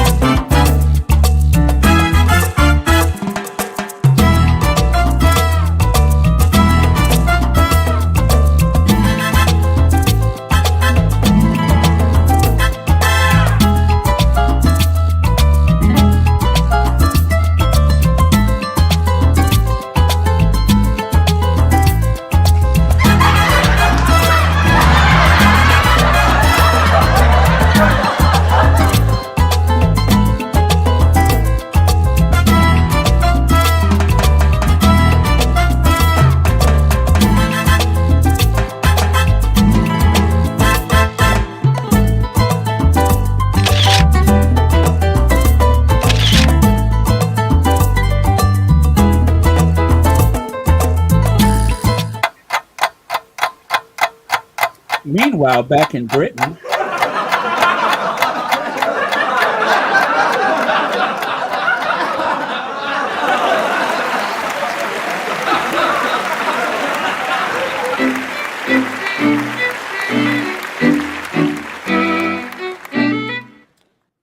so now, as you can see, this is from the walkabout. And this is that thing that Kate said that was so difficult for her. But if this is truly the ancestor of the great abolitionists, it seems awfully strange that someone so forward thinking and so liberal would be so crude and rude and ignorant and even a mean girl and a bit of a bully, which is exactly what was going on here. And just like with the hate campaign that has kicked into high gear again, you have people watching this real time and trying to figure out what is going on with the British royal family. How come they're so racist? The tabloids, the news media, it's only so much that they can do to help you hide your true nature. But if you are indeed racist, if you are indeed a mean girl, a Karen, whatever you want to call it, if you are any of those things, how do you think that they're going to keep helping you hide your dirt, clean your dirty laundry? It's just not possible. Now here you can see the contrast between William having someone kiss his hand, God help them, and look at Kate. Look at the great emancipator Kate Remember how she recoiled and became almost physically ill from the idea that she was so close to LeBron James? You went to the game, you wanted to meet him, and of course, your team wanted photos. Why did you cringe? Why did you cringe when LeBron James put his hand on your shoulder? That just, I bet you she was still shaking all night from the experience. I'm sure William would have liked it. William Pulled Pork Sandwich Windsor. I'm sure he would have liked it. And there you can see Harry when he was in Jamaica, helping to save Jamaica because at that point Jamaica was about to go through an independence movement. Enters Prince Harry, and then all of a sudden, disaster averted. They kind of lost interest in it. And then the other photo of Harry is kissing a woman's hand. I believe they were in Brighton. Um, so, as you can see, quite a contrast between the two princes. William would never do something like that. And of course, that old. Wait, let me take a sip of water. That old Martin Luther Cambridge, he don't like injustice. He don't like injustice. He can't stand a racist. That old Martin Luther Cambridge. Martin Luther Cambridge, I had a scheme. If you guys remember, Martin Luther Cambridge and Kate went to the train station to unveil a monument to the just to I guess recognize the Windrush people, the ones that the Tories have desperately been trying to kick out of the country. Well, Martin Luther Cambridge and his team, they wouldn't let black reporters in. They had the usual, here we go with representation. They had the usual royal rodents, and I think not one, or as they say in my family, not now, black reporter. It was all the usual suspects. No blacks allowed to report or invited to report on this event. I wonder why. Very strange. I mean, there were white people in attendance. It's a monument to black people, but yet, oh, Martin Luther Cambridge did not have any black reporters. There was no black reporters, no black journalists. That Martin Luther Cambridge, he don't like injustice. Kay Costello, thank you so much for the super sticker, and thank you for watching Royal Sussex. Happy Saturday to you. Thank you very much. Oh, and thank you for being a member of Royal Sussex. That Martin Luther Cambridge, he don't like injustice. And over here, now, you guys, I was wondering who would write such a stupid column, right? And I kept seeing the name Claudia Joseph. Claudia Joseph. I'm like, who the heck is Claudia Joseph? And then I found out she wrote books, propaganda pieces about guess who? Katie. William and Kate Britton. Kate, The Making of a Princess. Kate, The Secret of Kate's Wardrobe. I wish it was a secret. I'm tired of looking at it. Kate Middleton, Princess in Waiting, Claudia Joseph. And then, if that's not bad enough, I see Kate Deinukonen de Herzen. It looks like they have actually translated that into German. And I think it says, Princess Kate, what the hell is that on your head? That's what it says in German. It says, uh, Prinzessin Kate, ja, und what in the hell is that on ye head? Ja, that's what it says in German, of course. Ja, die nun Koning der Hudson. That's German for what the hell is that on your head? What is it? Wait, it's moving. That is what it says in German. So, this is Claudia Joseph. Ladies and gentlemen, meet Claudia Joseph. How did I know she was a royal commentator? She writes books. She writes stupid articles that have really nothing to do with 2023 or that Dummkopf, Kate, that's German for dummy, that Dummkopf, ja, Dummkopf.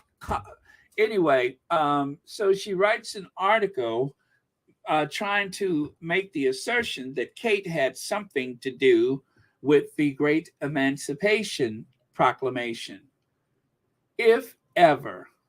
Now, yesterday, quite a few people took license to the idea of Harriet Tubman. So, not to be left out, I came up with my own interpretation of Harriet Tubman. You cannot go on any of the Sussex Twitter today and not find Harriet Tubman. So I know you've seen a few of them already, but I saved this one for the Royal Sussex so I could just share it with you guys first. And there is one of Kate's ancestors, Harriet Tubman, a woman called Moses, leading her people away from Massa's plantation and up north, following the northern star to freedom. That's right.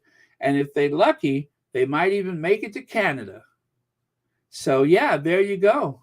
There is Kate leading them along the rivers because you know the dogs can't pick up your scent in the water. So, that is Kate, rifle in hand, chest out. Yep. Harriet Tubman. And then I thought maybe there should be a cartoon.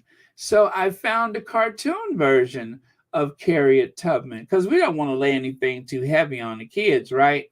So here's Harriet Tubman just for the little ones. So if you want to explain the tales of Harriet Tubman to the children, well, here's your opportunity. All you got to do is grab this book, and it tells you, you know, in a language that children can understand, all about the perils of Harriet Tubman.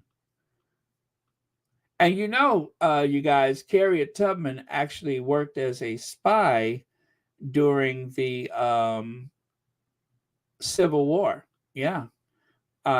Just like, let me see who, Josephine Baker. Remember, she was a spy for the resistance?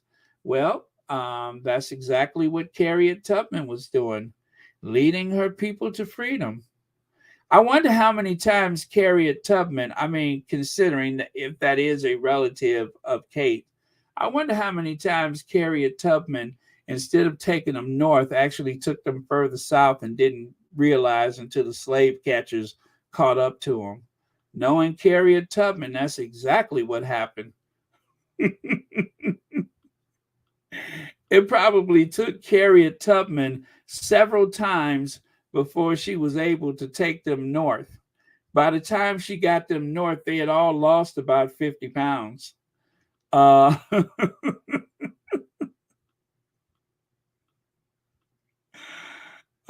man. Well, that's Harriet Tubman for you. Always there to do the right thing after doing the wrong thing first, of course, then the right thing. So it's wrong thing first and then right thing second. That's our Harriet Tubman. A part of American history, clearly, right? Clearly, part of the American experience was Harriet Tubman.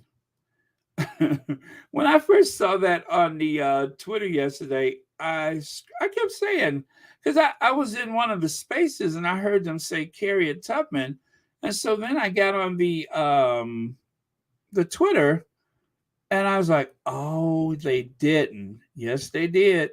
Yes, they did. So that old Martin Luther Cambridge. And Kate Middleton is a woman called Moses. We've seen the Cicely Tyson version of the story of Harriet Tubman. Well, now for 2023, since we're doing blind casting and we're not paying attention to a person's race, I see no reason why they couldn't cast Kate Middleton as a woman called Moses. I don't think anybody would notice.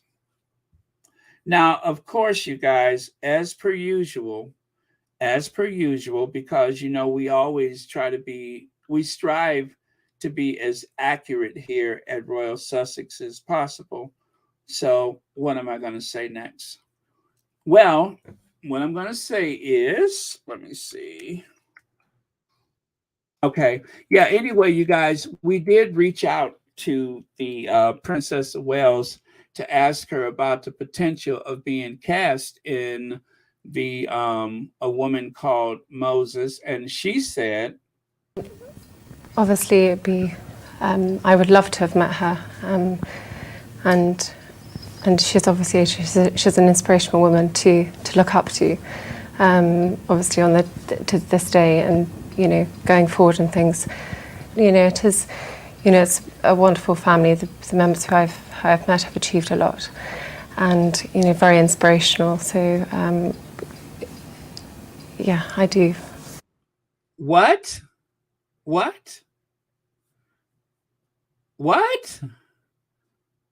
You guys, I tell you what, I will have to, before we reach out to Kate Middleton again, I'm going to have to get out some ranch dressing or perhaps some Caesar salad dressing, because if you're going to reach out to her and she is going to serve word salad, you might as well have already selected a good dressing, a nice tangy, somewhat tart dressing to go with that word salad, because there's plenty of salad with those words. So now this is the great emancipator. His name is Abraham Lincoln. And so when I Googled great emancipator, the first thing that popped up was Abraham Lincoln, not Harriet Tubman, not Kate's relative, but Abraham Lincoln, who had nothing to do with anybody remotely related to a Middleton. If it was still up to the Middletons, I'm afraid that the course of history would have taken a pretty disastrous turn. So right here, Prince William and Kate Middleton are being watched carefully to curb royal mishaps in the future. So after coming back from the Caribbean with a bill for $335 billion, after coming back further in debt, when I first saw that article, they're being watched carefully. This one, the first one, was in response to the Sussexes. As you can see, that's June 2020. But since then, there's been more articles about how they're being watched carefully. Lord have mercy. If somebody is watching Kate and William and they still manage to lose half of the Commonwealth, you probably need somebody to watch the person that's watching the person that's watching Kate and William. I would hate to see what they would have done if nobody was watching them. You know what I mean? William and Kate are being watched carefully. When I first saw that, I cried myself to sleep. I'm like, they're being watched by who? A fifth grader? So, now this young lady, I want you to meet her. Her name is, let's see, acting abilities, Meg Bellamy, 19, who will soon star as Kate Middleton in The Crown. Um, Once took to the stage as gruesome Miss what is that, Trunchbull in Matilda? So, if you guys are wondering, well, I'll ask you, what do you think the qualifications are for Meg Bellamy? Love that name, Meg, right? What is Meg's qualifications to play Kate? Anybody? What qualifies her to play Kate? Is it the dark hair? Is it that dead eye thing she got going on? Is it that crap eating grin? What qualifies her to play Kate Middleton? I'll give you a minute to figure that out. Mute woman? Nope, that's not it. Anybody else? I'm looking. Mumbling? Nope, not exactly. Close though, you're getting close. Anybody? What qualifies her to play Kate Middleton? She stutters? Nope. Close? Nope.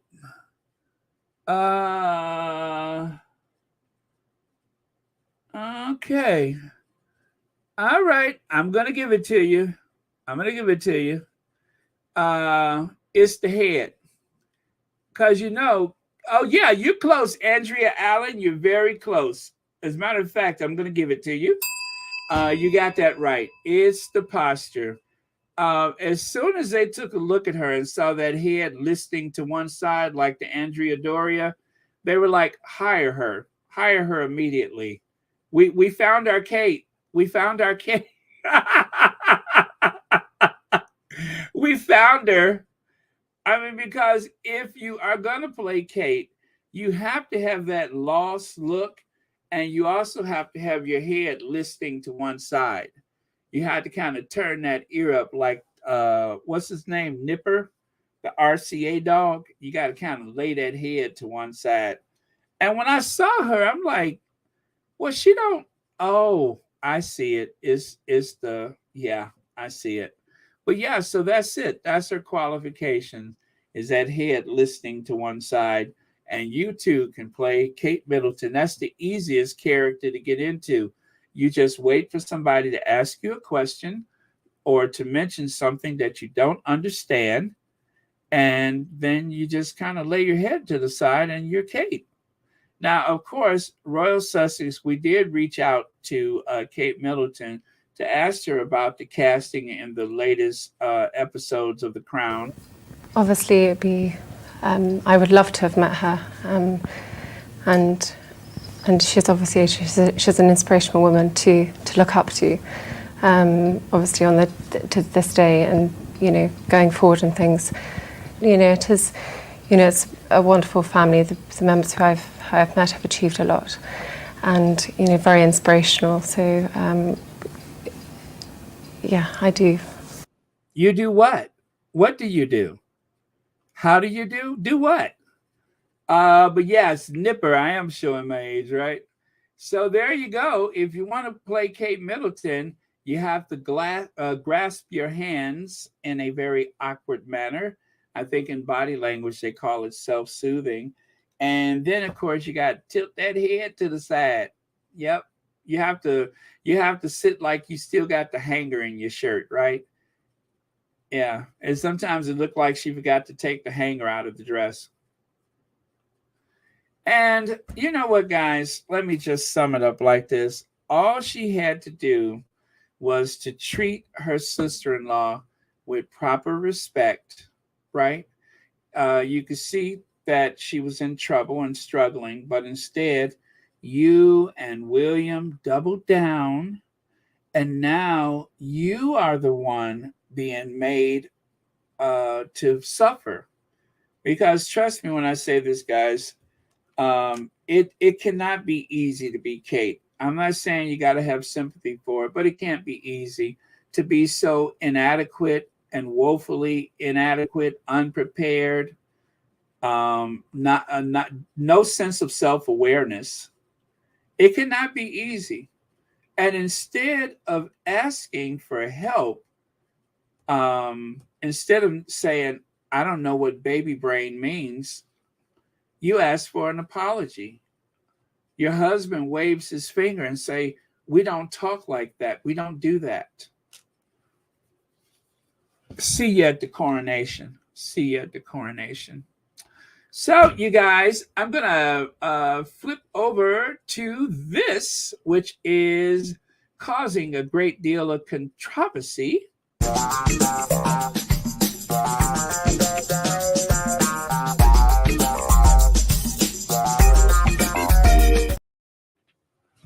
Did you guys catch Joe Biden in Ireland yesterday before he took his trip home? You guys, the British tabloid media is hot. They are so mad at Joe Biden, they could just spit. I mean, they are furious. They are furious with President Biden.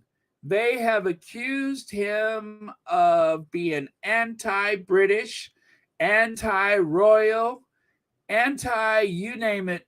He's anti everything.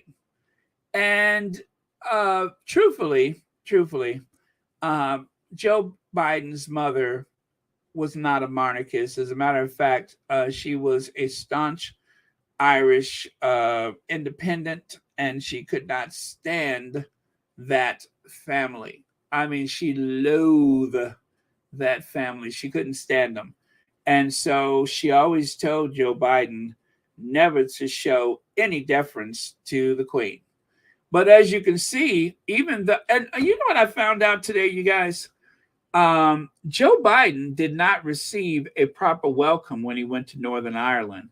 Instead, they tried to tone everything down because they didn't want him to look like he was having a state visit. They want to save that for the future meeting of Joe Biden and Charles III. So let me tell you what happened. And I'm not sure that they were trying to make trouble, but it happened. I'll show you in just a second.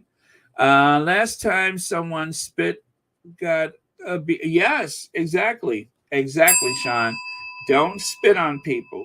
If somebody spit on you, reflex kick in. I'm sure. Okay, so there's a big welcome for Joe Biden. Now take a look at this. You see that guy right there, Jerry Adams? That is I think they said he was the president of Sinn Féin, the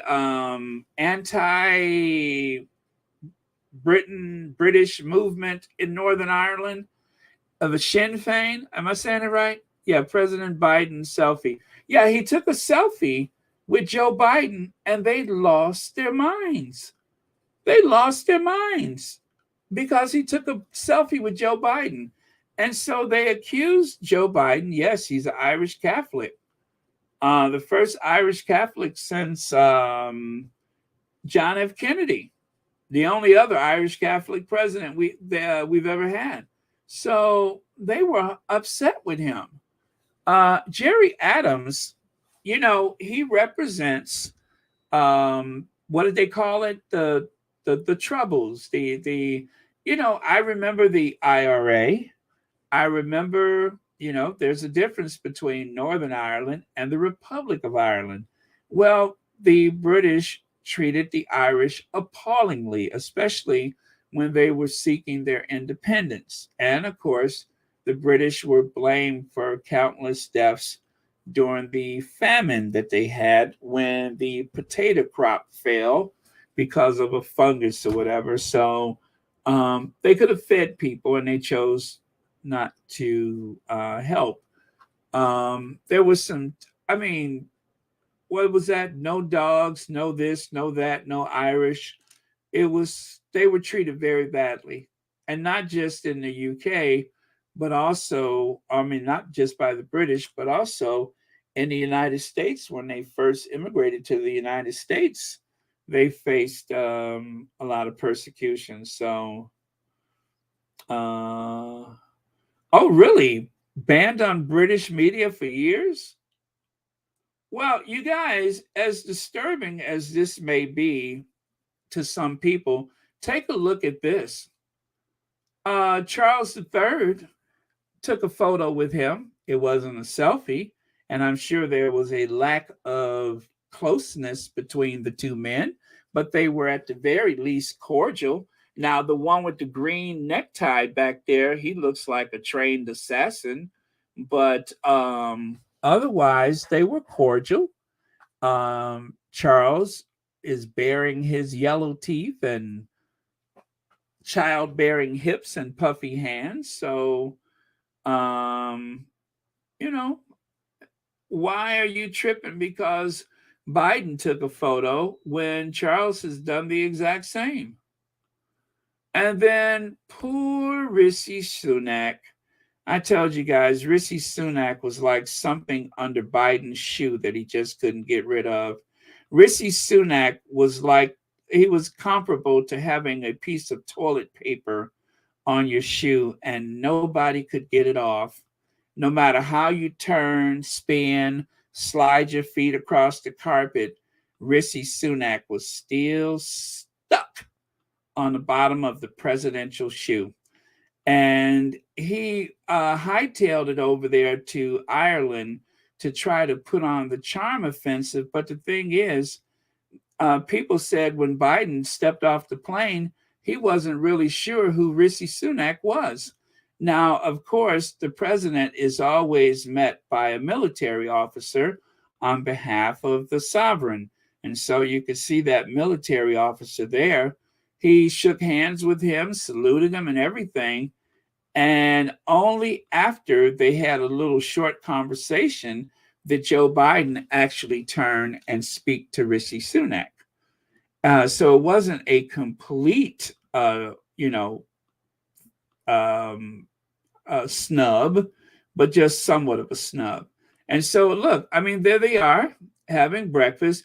Anti-Biden sentiment in British Daily Telegraph and the Daily Express newspapers. Well, that's not how you welcome Joe Biden. That's not how you get on his good side. Biden is no friend of Britain, so there won't be a U.S. trade deal while he's president. Well, you don't know that. And just because the Telegraph referred to him as the bumbling U.S. leader who sticks two fingers up at our country, Joe Biden is the president of the United States. He's the leader of the free world. He doesn't have anything against anybody British. He went to the Queen's funeral. So I think that, he's living rent free in their heads. That's what it is. It's just that they're so right wing that they don't give him the benefit of the doubt. I mean, Boris Johnson, yeah, he's a big, fat, sloppy mess. It looks like the suit is wearing him instead of him wearing the suit. And yes, Joe Biden is twice his age and just as dapper and elegant compared to that big, fat, sloppy, messy, shifty. I was about to say Donald Trump. Boris Johnson. Yeah, he looked like a big, fat, sloppy mess. So what?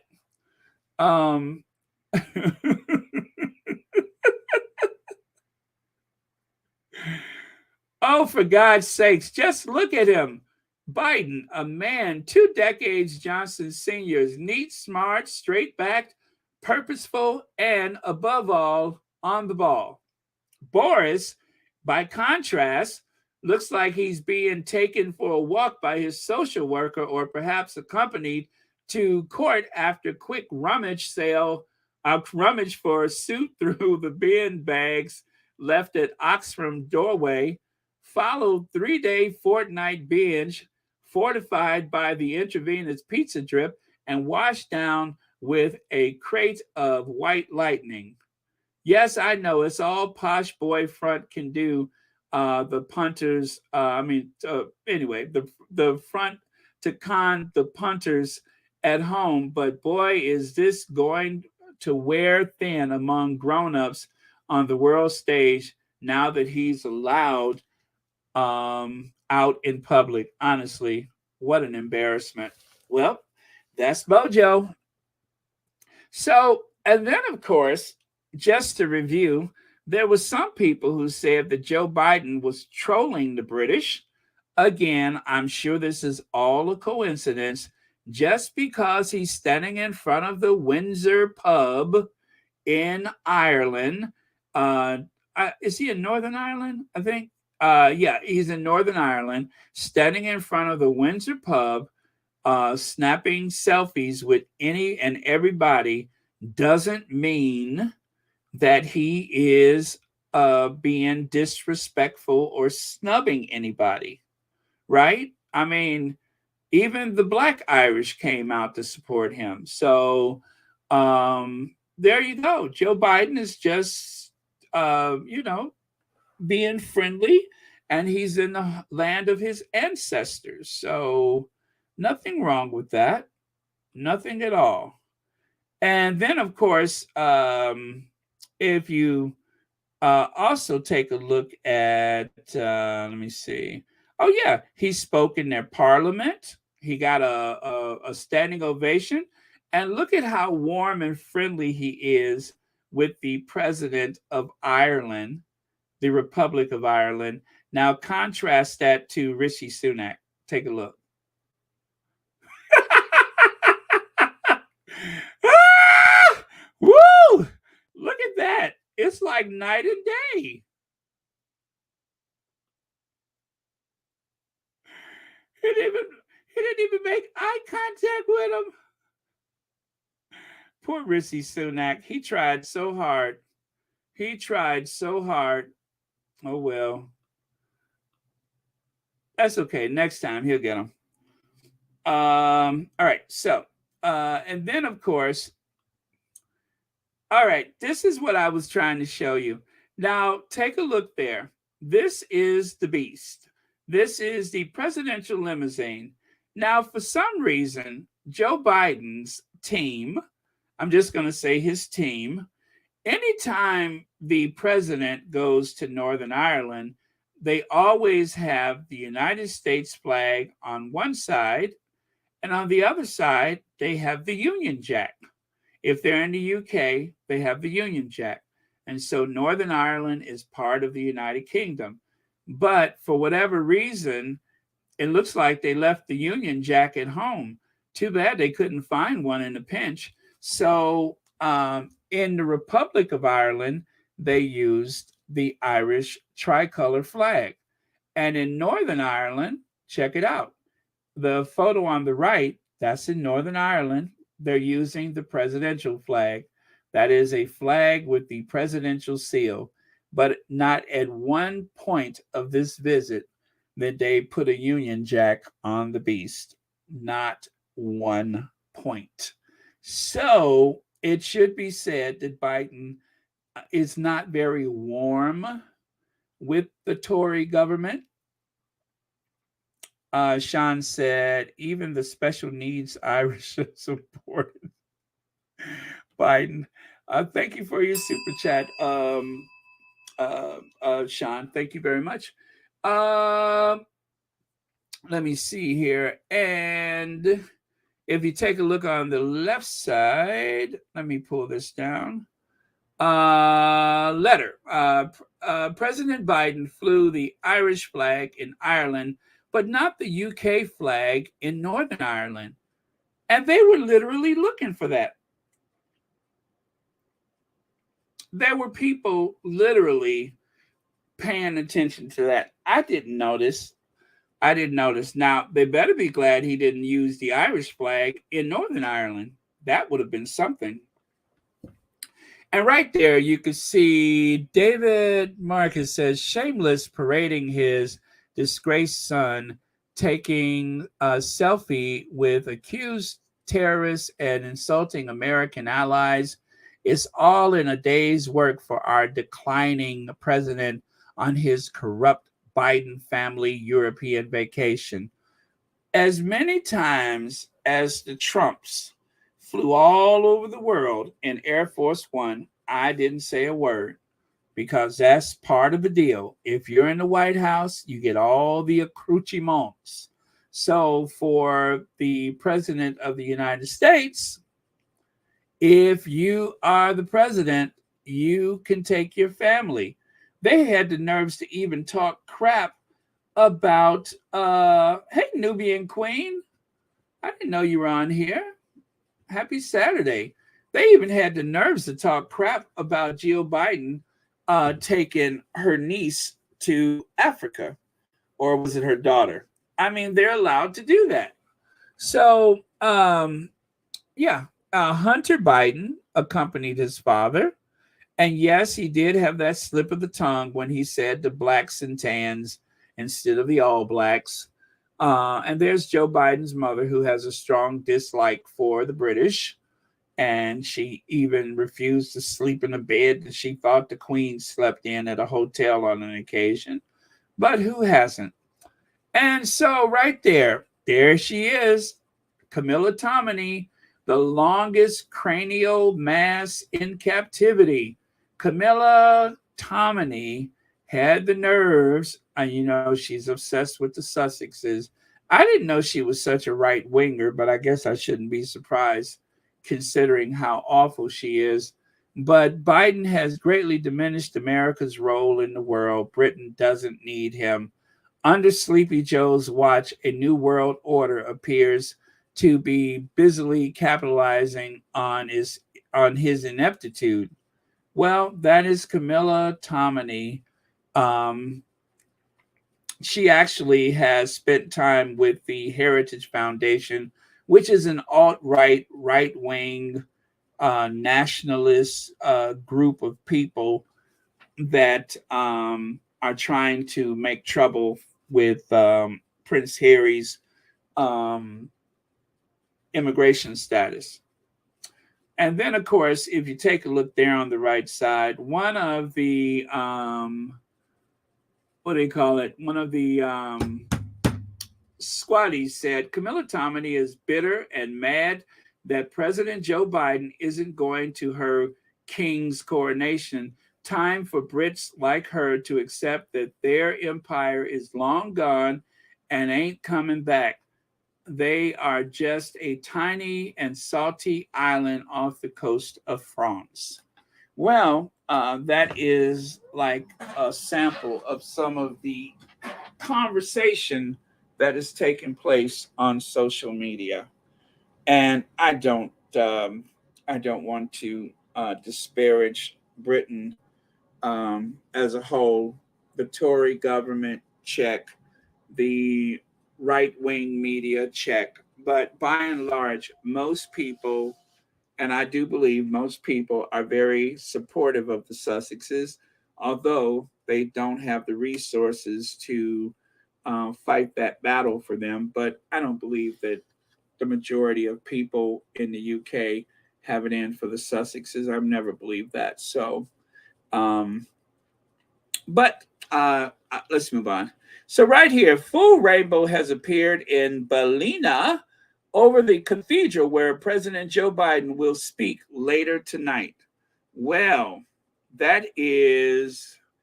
Okay, let me share this with you guys. You won't believe it. A son of Ballina and the 46th President of the United States, Joe Biden.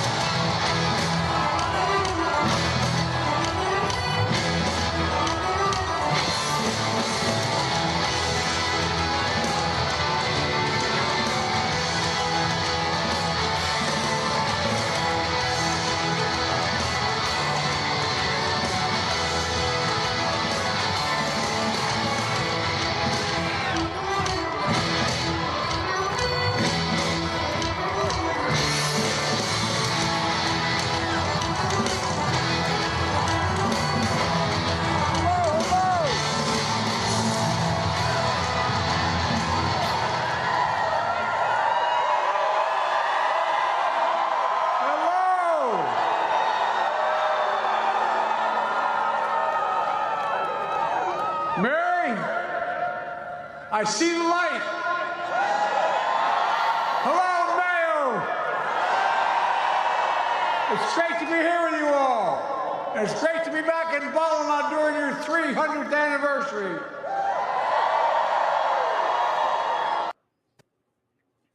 Can you believe that? Now, this is going to be troubling for Charles III because that was one hell of a reception. They done that. They done that. Joe Biden was very warmly received in the land of his ancestors, and he got a very shallow and superficial welcome when he arrived in Northern Ireland, and they said that that was deliberately so. And so perhaps that is the reason why Uncle Joe was not so warm to that little piece of toilet tissue stuck to the bottom of his presidential shoe heel that he couldn't shake off. That little piece of luggage that seems to appeared suddenly in the presidential overhead compartment that did not ask for permission to board Air Force One. So, you know what, guys? They shouldn't have. They should have gave him a better welcome in Northern Ireland, and they didn't. It was very, very superficial. And on a more touching, on a more touching note, Biden overcome after seeing priests who gave last rites to son Beau. President Biden was in tears after the surprise meeting with priest Friar Frank O'Grady, who was given a last-minute security approval to meet with the president. So, just by chance, the priest that gave the last rites to Beau Biden, who died tragically of a brain tumor, brain cancer, Joe Biden was able to meet with that priest. Now, this plaque that you see on the ground there, I'll show you what it says. The sod for the Mayo Hospice was turned at this spot on the 12th of September, 2017, by the Vice President of the United States of America, Joe Biden, in memory of his beloved son, Beau Biden. I think Beau died in 2015.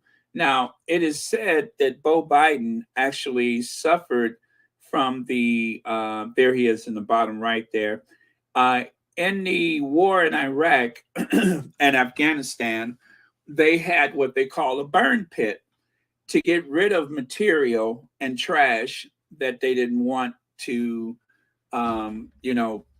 get left with the enemy, or to clear areas. They would burn some rather toxic items, including electronics. And so quite a few soldiers who have served in Afghanistan and in the Iraq, they would come down with these very mysterious cancers in record numbers. Per capita, more than the public at large would suffer. And so Joe Biden fought really hard to get some legislation to ban the burn pits and to also do some research into the cancers that some of these veterans are suffering. And of course, the Republicans said no. And when Joe Biden tried to speak about this at the first State of the Union, if you guys remember, those animals that usually boo and jeer him, they started screaming at him like a bunch of lunatics while he's trying to speak about his son. It was disgusting.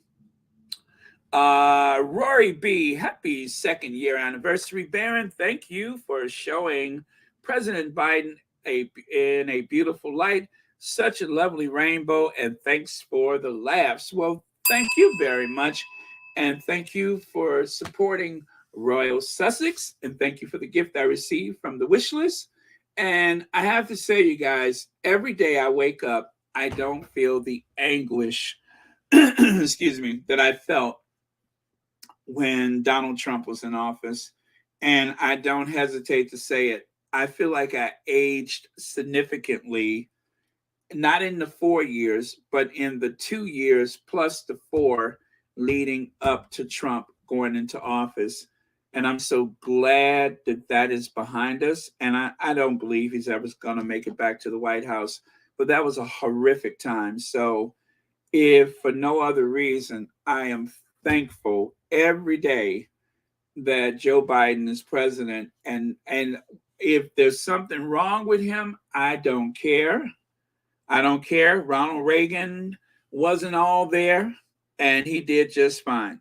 I don't believe that Biden has a problem, but some people do.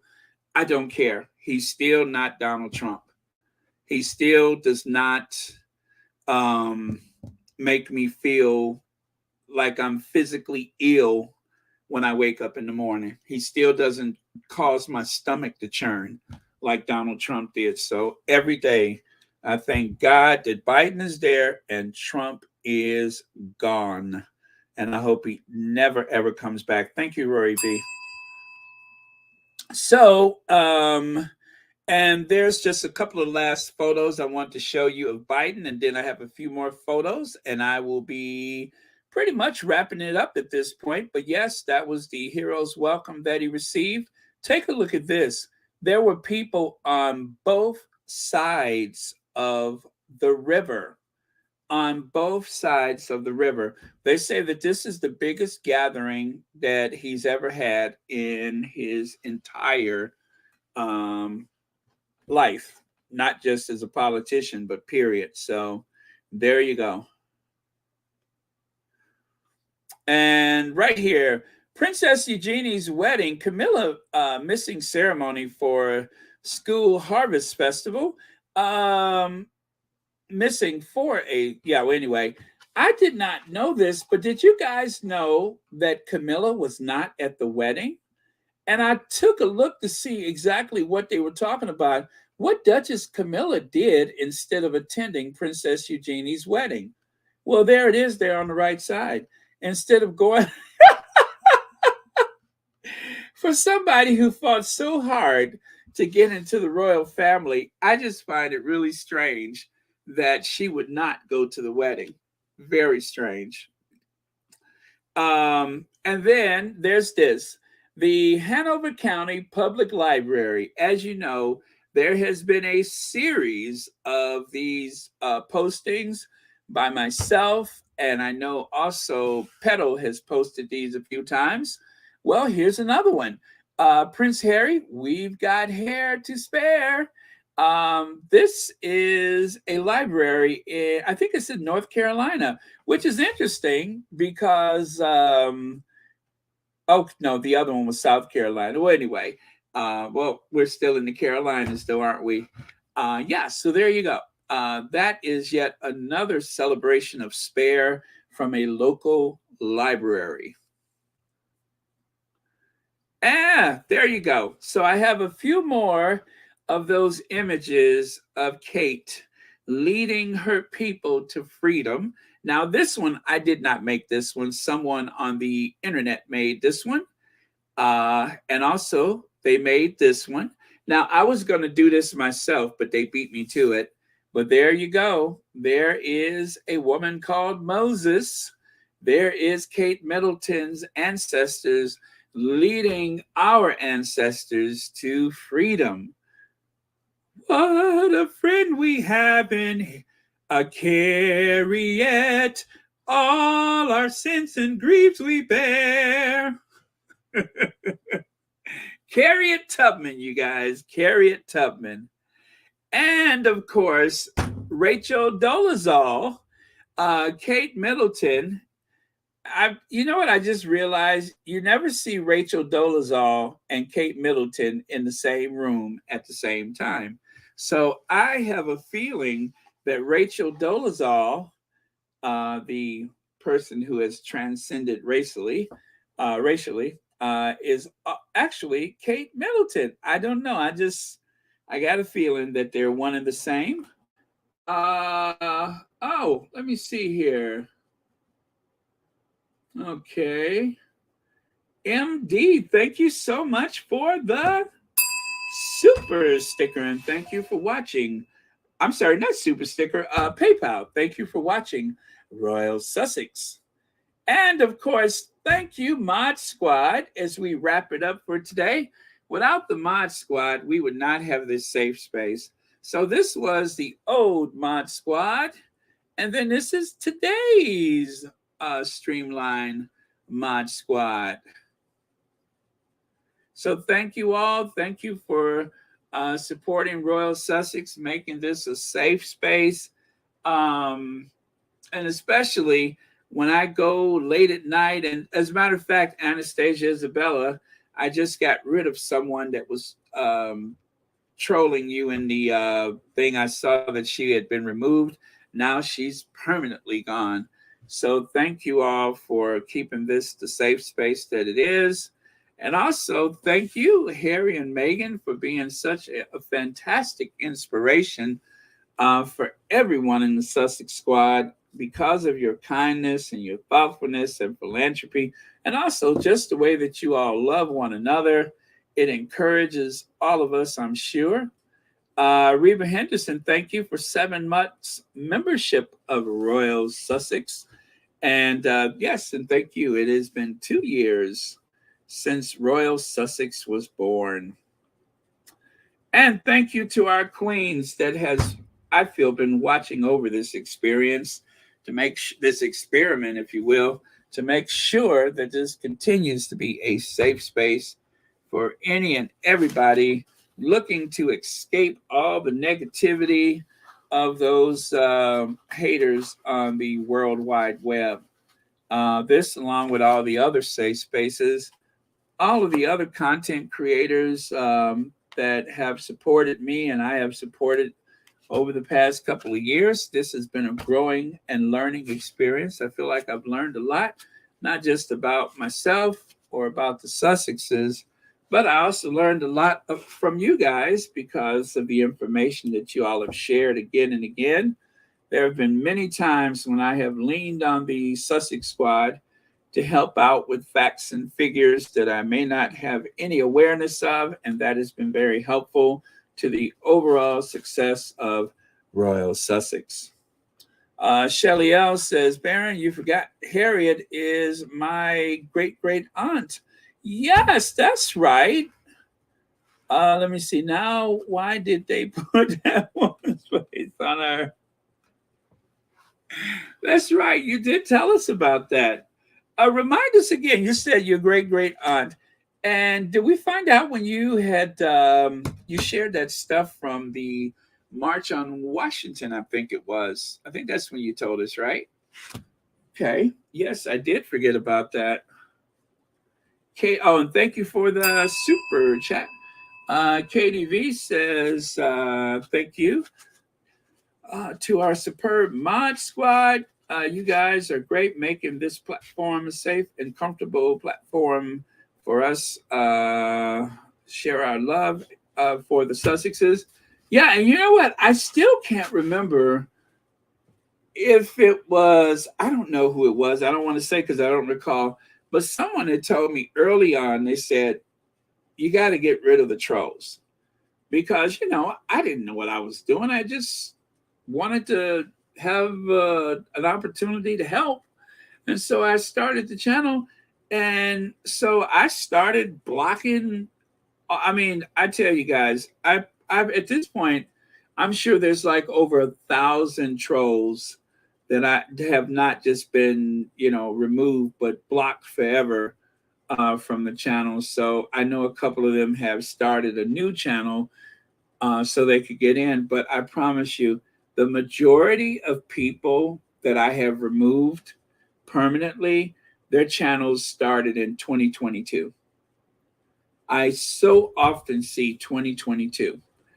And a lot of times I do go and look at their channels, and sometimes I follow them all over social media and learn more about them than I expected to. But when you see who they follow, or if you see them in comments on other videos, you just know you're dealing with a monster. So, um, yeah, it was a good call. So whoever told me that in the beginning of Royal Sussex, it was great advice, something that I follow to this very day.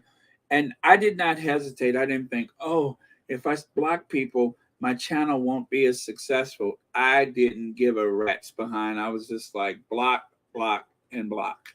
So, and the channel has done okay, I think. So it was the right call then. It's the right call now.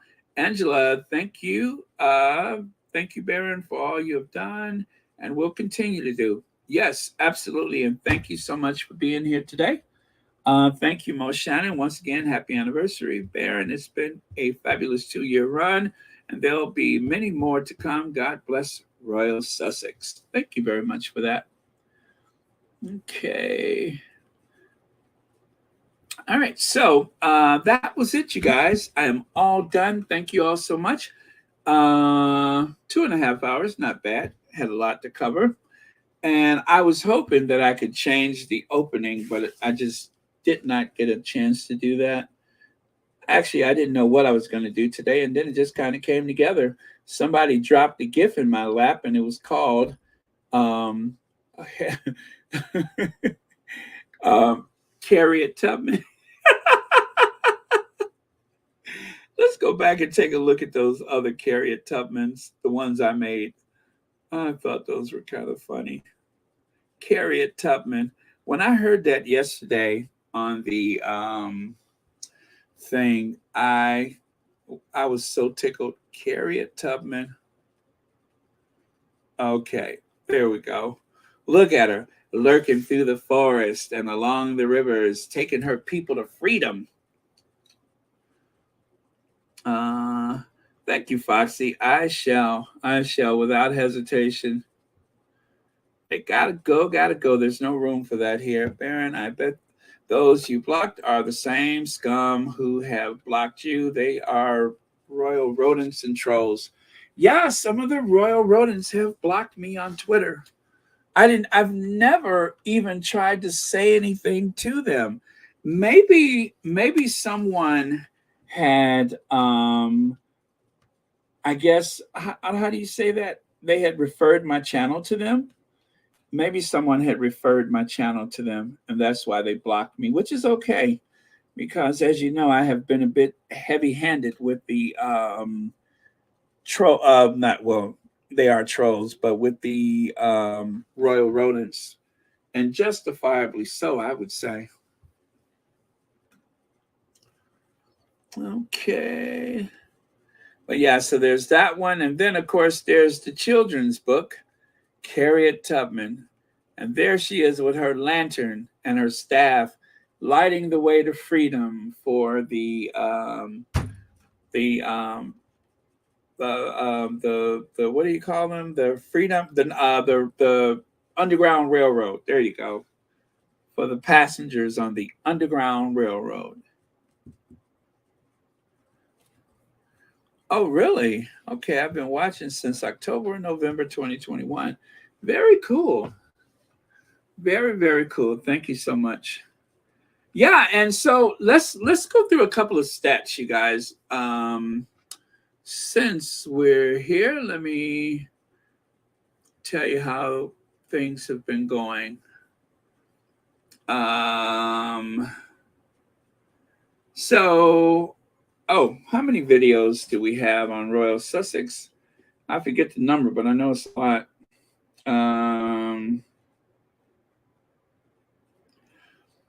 All right, Royal Sussex has 926 videos, 32,200 and something subscribers, and let me see here. Okay. 17.3 million views. 17.3 million views.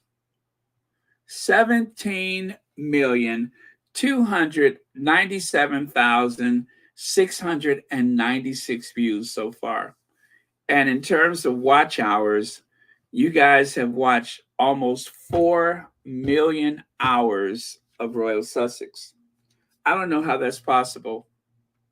Almost 4 million hours of Royal Sussex. How did that happen? Let me see. Oh, my days. Thank you very much, Baron. Congrats and happy 2-year anniversary. Thank you very much. And thank you so much for the super sticker. 17.3 million. I wonder if they'll get that for the coronation. And of course, the most successful video, and I'm kind of embarrassed to say this, but the video that was most successful was the one about the Queen when they buried her. That got 2.6 million views. 2.6 million views and a heck of a lot of subscribers. But yeah, that's pretty cool. So that means that Royal Sussex has performed extremely well. So thank you all once again, and I'll be looking for the last comment of the day, and then after that, we will venture ourselves out of here. And I got some more edited videos coming.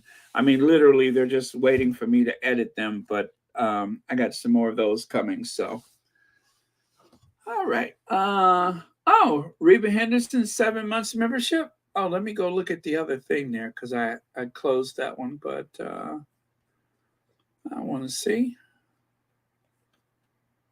Well, anyway, thank you, Reba. 7 months membership. Very cool.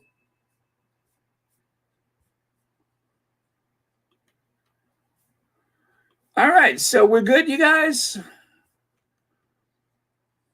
All right. Well, with that then, let's see. To close it out for today. Oh, you thought it was the food truck video. Somebody's got jokes. Oh, thank you so much, Mars 5004. Thank you very much. Thank you for watching. Let me see here. So, okay, that's our last word of the day then. We are good. And, of course, we've already thanked... Oh, there she goes. Kate Middleton is a woman called Moses.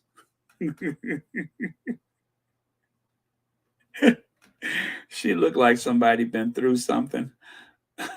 What I'd rather not say. But, okay. Yes, where Alberta Sanchez, there you are. I didn't even see you on here. Hey, Berta.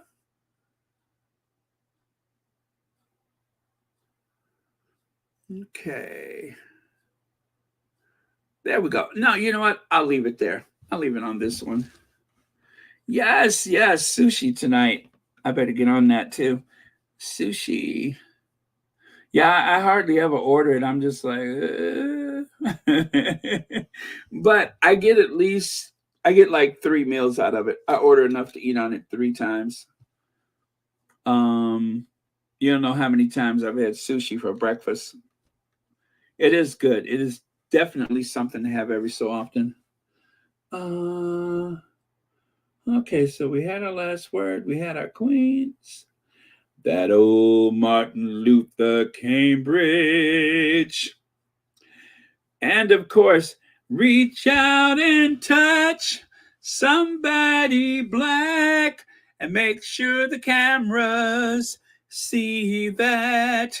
Reach out and touch somebody black.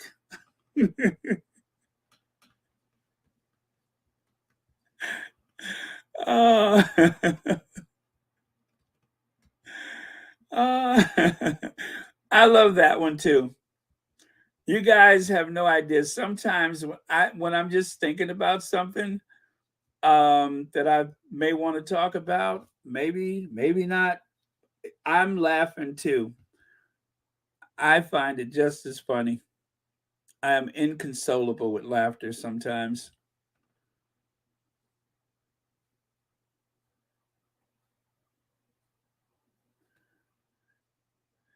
You know what, guys? You know what I found? I'll play it for you, but I don't have the slide for it. Do you guys remember when the old lady called into LBC? No, it was Talk TV, I think. And the guy was just like, you really talk rubbish. And she's like, that's back on you. You talk rubbish. She almost sound like anyway, I'll let you guys hear it. Now I don't have a slide for it, but my goodness, I found it again today, and I wasn't even going to talk about it, but it was so cute. Let me share that with you. Now, let me see. Which show is this? Oh, yeah, it was on Talk. I don't know who this host is, but here, let me play it for you. His title is never going to be taken away from him because he is who he is and where he is because of being born there. He's just fed up. Just a very stupid boy. He's supposed to be in. I think you're rather stupid as well. You've never met him, have you? So how do you know? Why are you so vitriolic and bitter and twisted? What's wrong with you? I think that should be put back to you. Why are you so bitter and twisted? No, I'm not. I'm just balancing this appalling let's get Harry and Meghan attitude this country seems to have sunk to up. And I'm embarrassed about the whole thing. Well, people who talk as if they know these people. He's turned his back on us, on the British.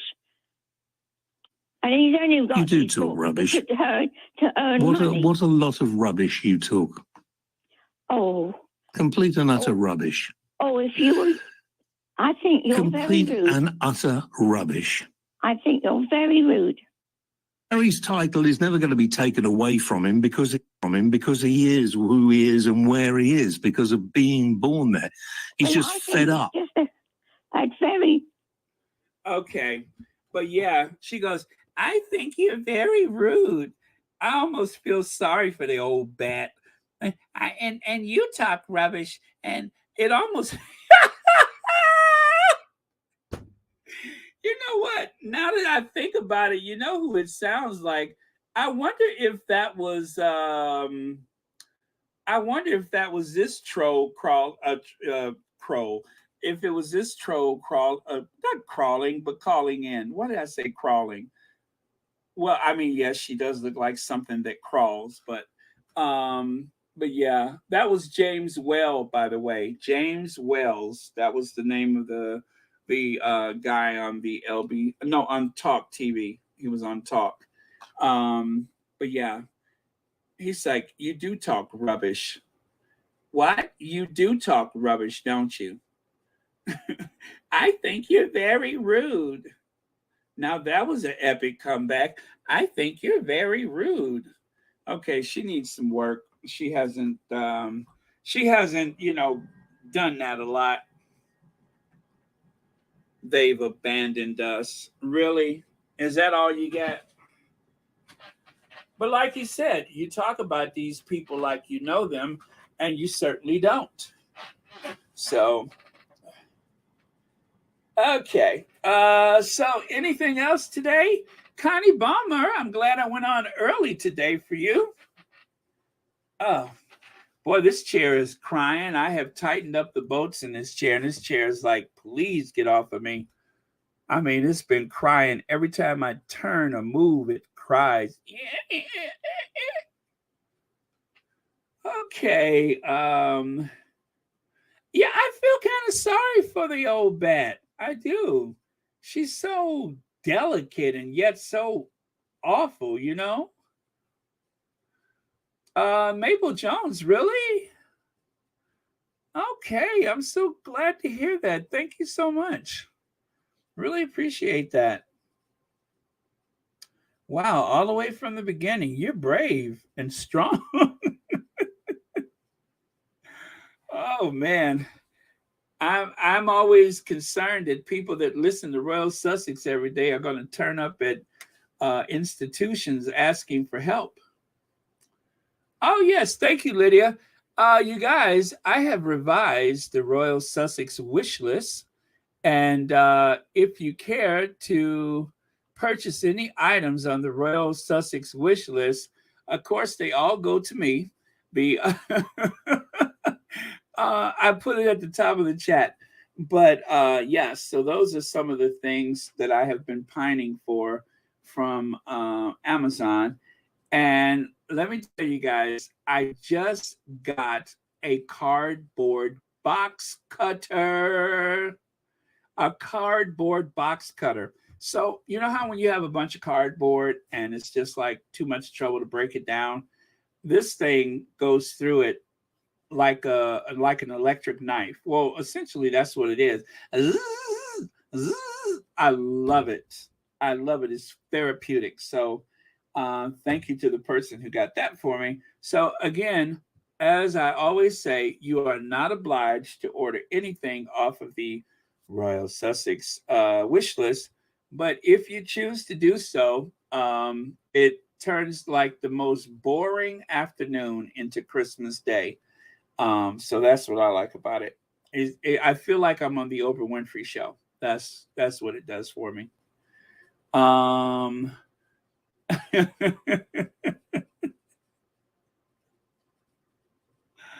let me see. WD-40, Mr. Baron, spray you won't hear a sound. Really? Okay, wait, let me see. I don't know where I would spray it, but okay. I have some. It's got the little red straw on it. All right, I'll try that. I'll try that. I didn't think about that. Yeah, a little WD-40.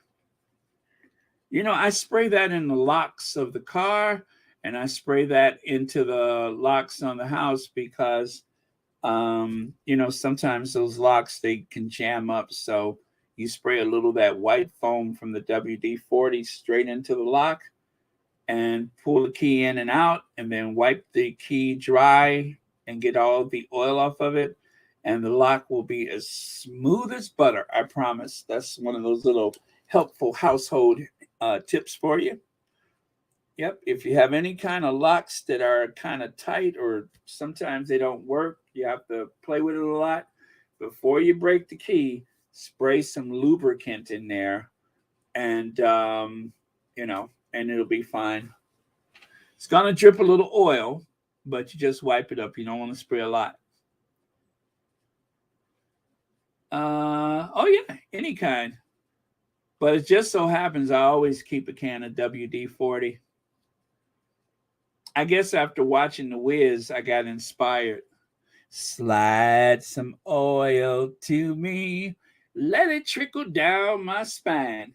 And if you don't have STD, wait, what is it? SPD?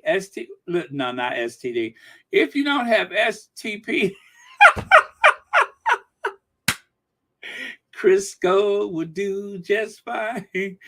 Oh boy, that was a Freudian slip, wasn't it? STD. Wait a minute, what's the oil? SPD? STD? SPD.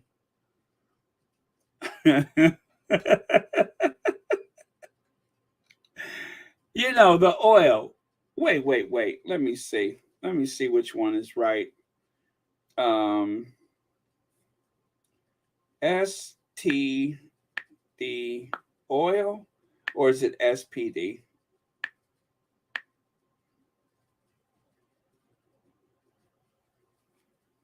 No, that's not right. Now, wait a minute. Now, which, STP? Oh, okay, not STD. It's okay. So you don't need any antibiotics with that one, huh? Well, I didn't know. I thought it was STD oil.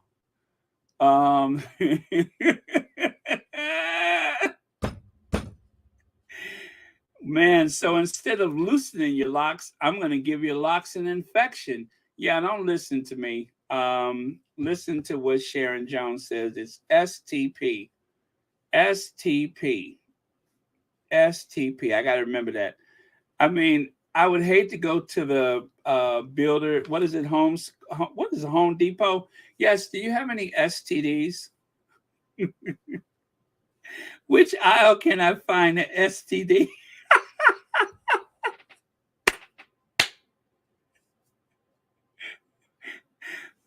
Yes.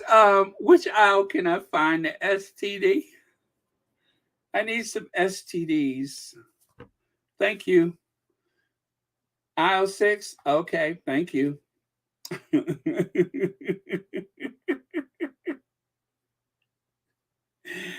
Oh man. I wonder how long I've been saying it the wrong way. And I'm probably going to forget. It's STP.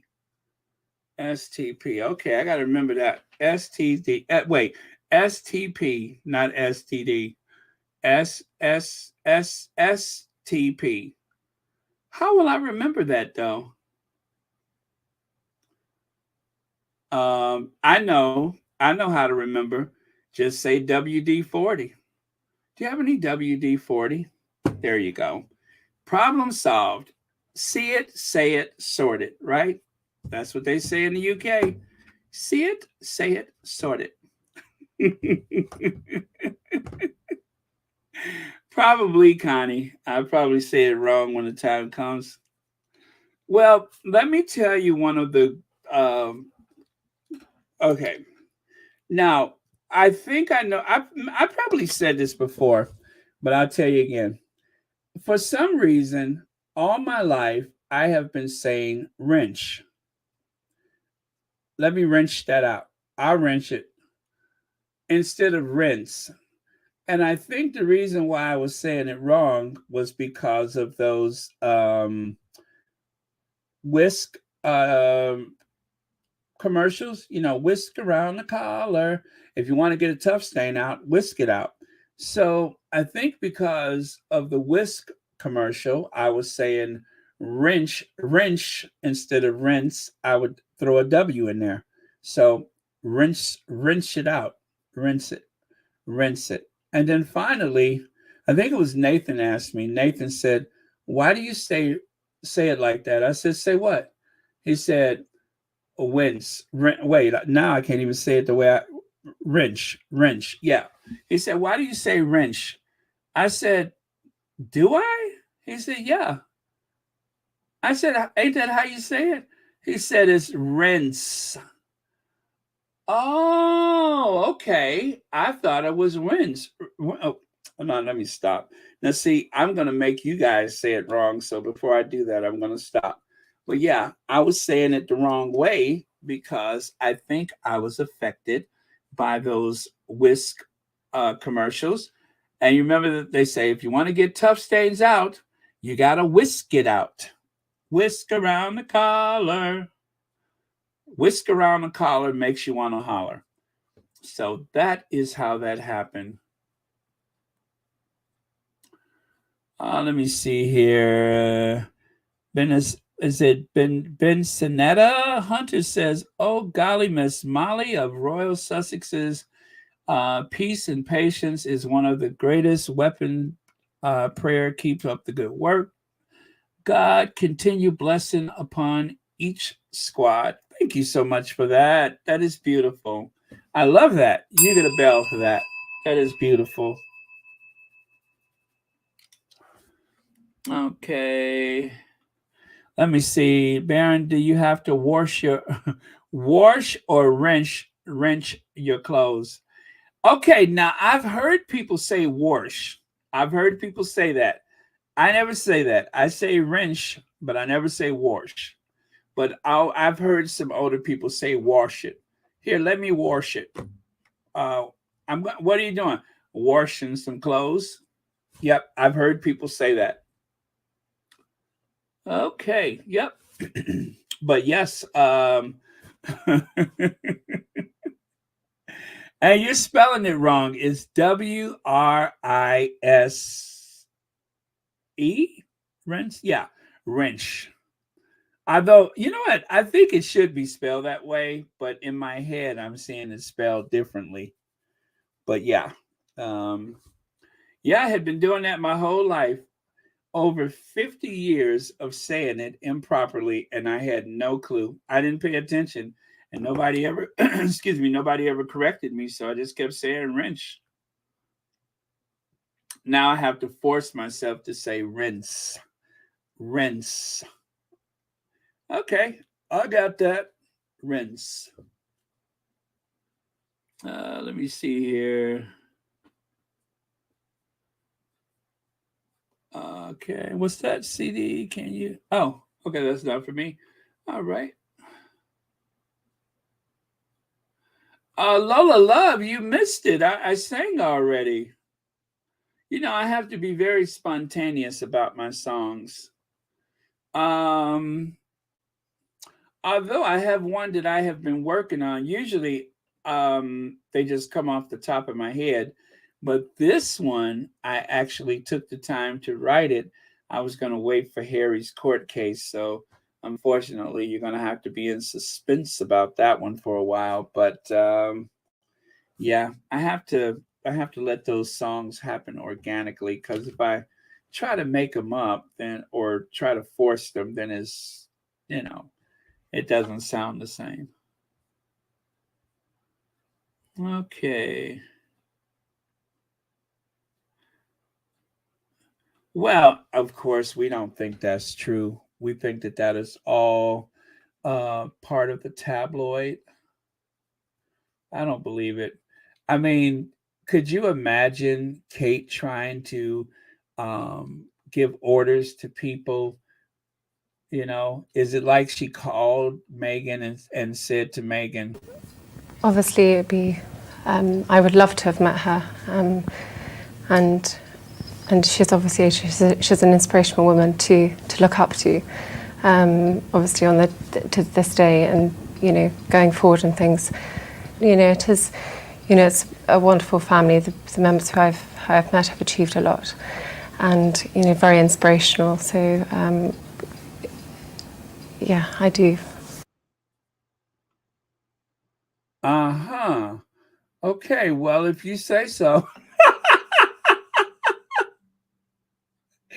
If you say so. Skincare products. No, I don't think so. I don't really use anything, but you know, um, people always tell me my skin looks amazing, and I never use anything but just like oil of Olay, and I use the bars of soap, oil of Olay. But yeah, I never do anything special to it, and yeah, no, I don't really use anything on my face. Although it would be nice to do a one of those masks. I haven't used a mask in quite a while. I would love to use a face mask. Yeah, not nothing that'd get me in trouble with the NAACP, but yeah, I would love to do a face mask and clean out those pores real good, and then like pull it off and look at it like everybody does. I like that. Yes, I would love to have a good face mask, something that would rejuvenate my skin. Uh, oh, and by the way, thank you for the super chat. Wow, I can't believe it's still 1,000 of you guys in here. That's cool.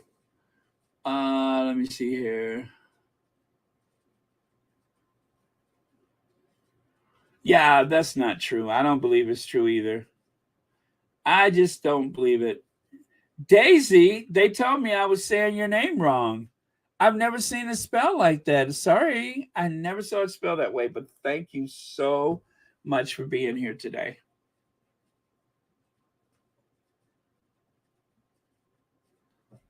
Okay. I love Amazon. What I love about Amazon is when you forgot you ordered something, and then all of a sudden you hear that knock at the door, and they're like bringing stuff for you. That is such a high.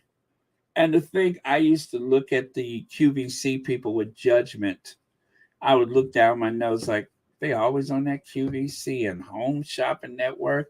They need to get a life. And fast forward to 2023, and me and Amazon, whatever we're going to get up to. I love Amazon. Although I do on occasion order from other places because I don't want to give Jeff Bezos everything. So I ordered my spare from Target and a few other things I've ordered from Target. And also I ordered from Walmart. Let me see here. Shelly says, I have the type of mask in my product line, but I'm sure I can come up with something. Oh, you have a product line? I didn't know that. I didn't know that. What kind of stuff do you have? I did not know that.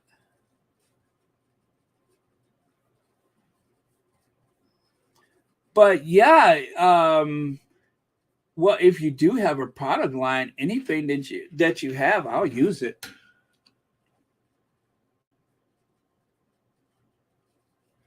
Okay, what was I just trying to read and I let it get away from me? Oh, living in the triangle. Thank you so much. Thank you very much. Yes, Connie Balmer. They call them porch pirates. They call them porch pirates, and they follow the Amazon driver or UPS, FedEx. They follow them, and as soon as they put the package down, then they start stalking and looking and sniffing, and then they'll just take it. Yes, that's true. They do steal people's packages. I have been very fortunate that I've only lost a couple of things, but I have a mailbox now. I don't have things come to my house anymore. So in case there's some crazy French guy that's driving around town looking for me, all I can say is you got to catch me first. You got to catch me first. You'll never find me. Honestly, I'm not saying that I still do it. I'm not saying I don't. But there's been a few times in my adult life when I have moved and I did not change the address on my driver's license. And I did that on purpose because, you never know if somebody going to come looking for you. So I'm not saying that I've done that again, but I'm just saying in the past, when I have moved from one place to the other, I would change everything but the driver's license. I wouldn't change it until I have to renew it. But I have kept the wrong address on my ID for a long time. And I did that on purpose. And I'm not saying I'm doing it now, but I'm just saying in the past I have. So if somebody ever was looking for me, I feel sorry for the person that lived where I used to. Not that anybody's looking for me, but that was just a little habit I got into. I would just keep a different address. I wonder how. I'm thinking about it now. I wonder how long people got my junk mail.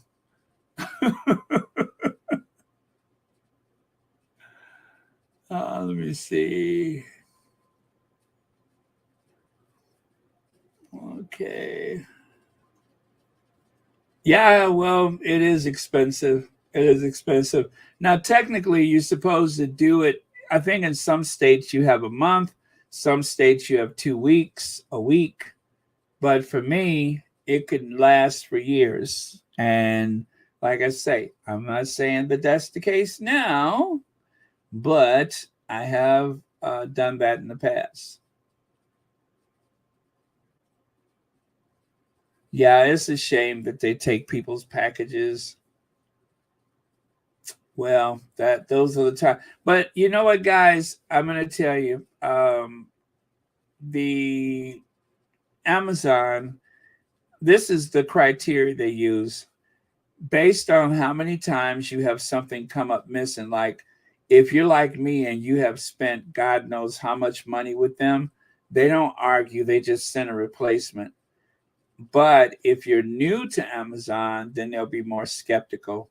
But it's always cheaper for them to replace the item than to argue with you. Because if they argue with you, you may start going to Walmart or something. So that's why they are not so worried about it, because I have left instructions to hand deliver, and they still leave my packages in a common space. And twice I've lost a pair of shoes and I lost a pair of pants like that. The shoes were replaced. The pants, I didn't worry about that because when I ordered some before, they had actually gave me 2 pair instead of 1. And no, it wasn't the same order. So I was just like, okay, that's cool. We even. We're even. But okay, I'll tell you one of my favorite stories with Amazon. So I ordered an office chair and they delivered it to the wrong address, right? They sent it to an office rather than to my house, right? And so I saw someone from the office just by chance, and they said, "Oh, you have a package in the office." I was like, "I do." She said, "Yeah." I said, "Is it a big box?" She said, "Yeah." I said, "I was looking for that." But I had already called Amazon when they said delivered and it wasn't. So Amazon told me, they say, "Well, you have 2 choices.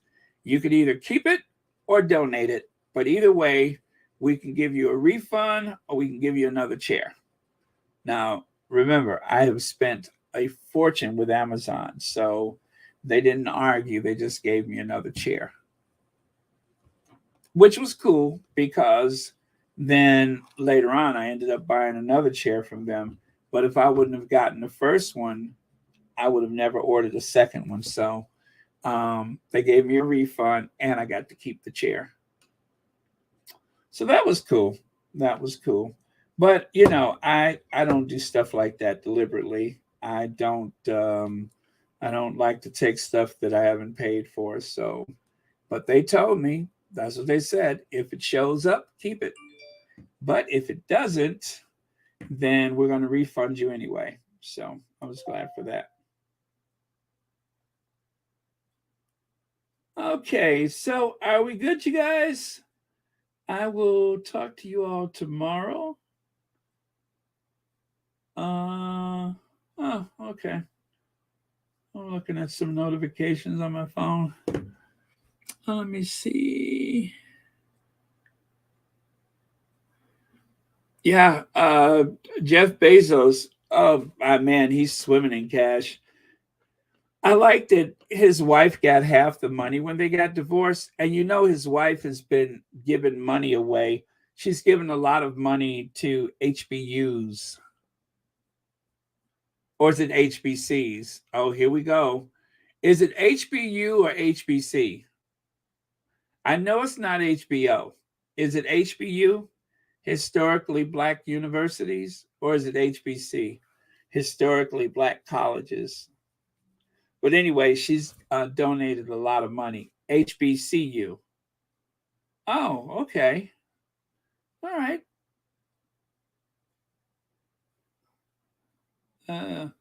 Claudia Blanco, mija. Thank you. No, mucho gracias aquí. Mucho gracias say aquí. See? I know enough other languages to cause race riots. Shelly L., since you live in California, right? Are you fluent in Spanish now? It's always a good idea to learn a second language.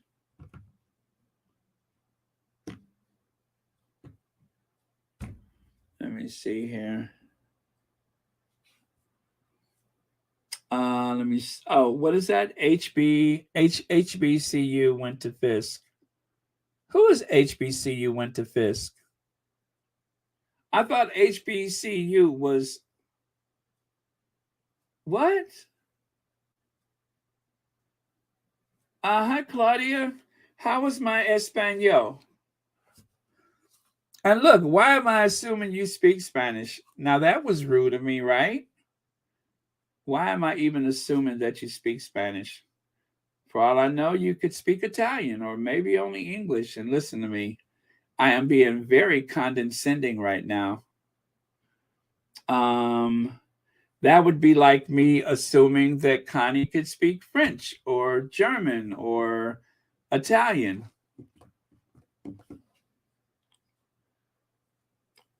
Let me see here. Oh, I'm trying to read. This is going fast. Oh, that's not for me though.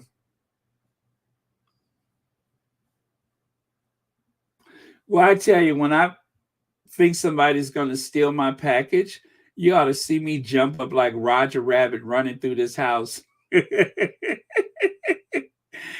That's the fastest move I make all day is when I think my package is outside. You know how on the Flintstones when the music be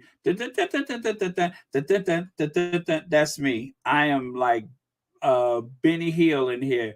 I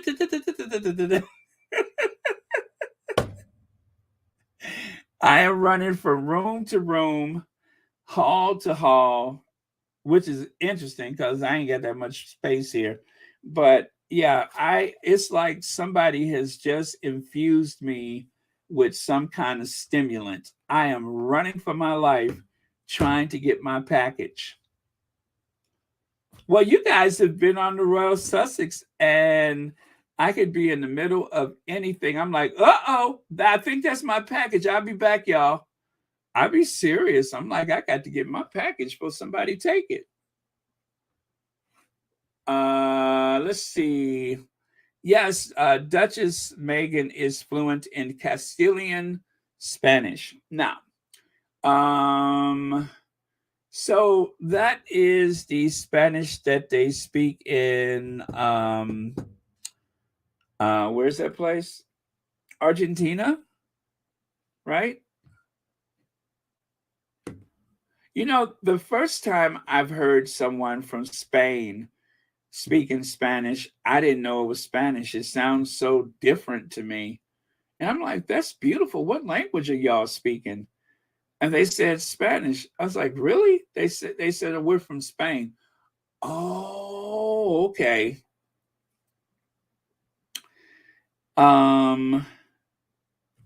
Oh, let me see here. Baron, I was trying to get a message to Miss Olivia because someone left Amazon packages on her porch and she needs to call her local UPS or FedEx. Who is Olivia? I don't know who that is. Do I? Miss Olivia. Is she on here? I don't know. I'm sorry. I don't know who that is. Oh, it's from Spain. Okay. Castile. Okay. Oh, right. So, I guess the question that I was asking is the Spanish in Brazil. Not what am I saying? Brazil.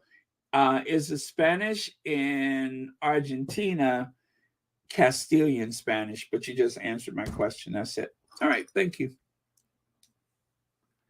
So Castile. Let me look at a. Well, I don't want to look at a map right now, but Castile, is that part?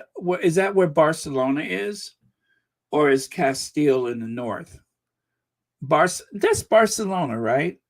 Barcelona is Castile, and Aragon. That's in the north or the center of Spain, right? Because didn't all the regions in Spain have like their own dialects of Spanish? Kind of like the Celtic languages, they had their own dialect. And what's interesting is that I know someone who speaks Portuguese who said that they could understand Spanish better in Barcelona than they understood the Spanish that they've heard anyplace else. So is the Spanish in Castile very identical to the Portuguese language? Do they share any words in common? Just asking for a friend. Okay.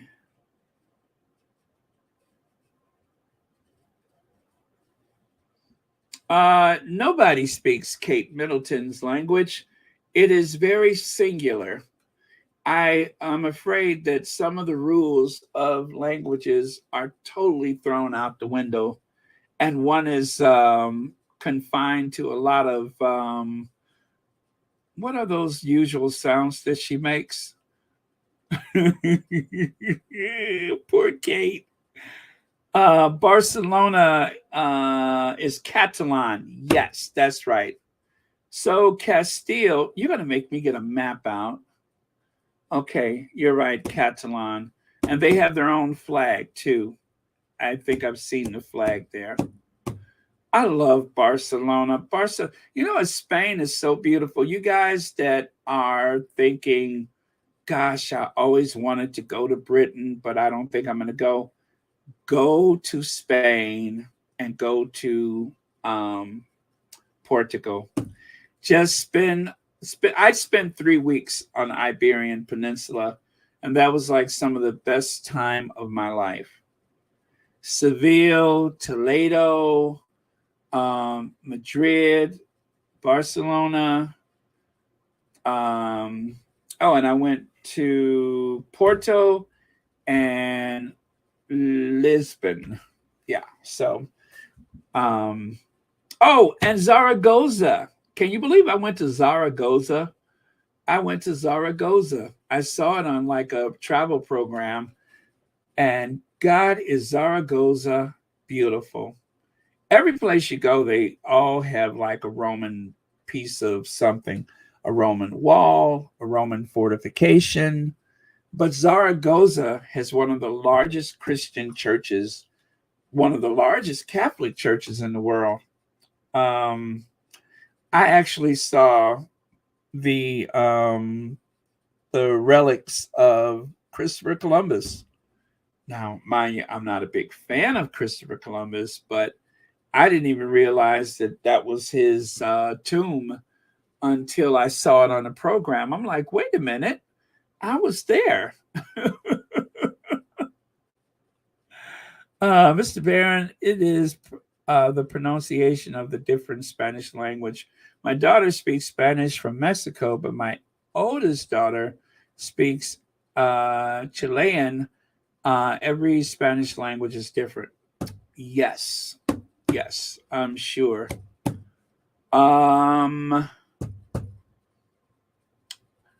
What do you call it? Yeah, like I said, when I heard the people from Spain, I did not recognize that as Spanish.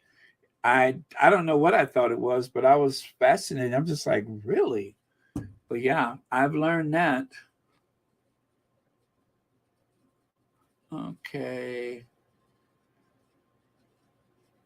Oh yeah, Barcelona. Beautiful, beautiful city.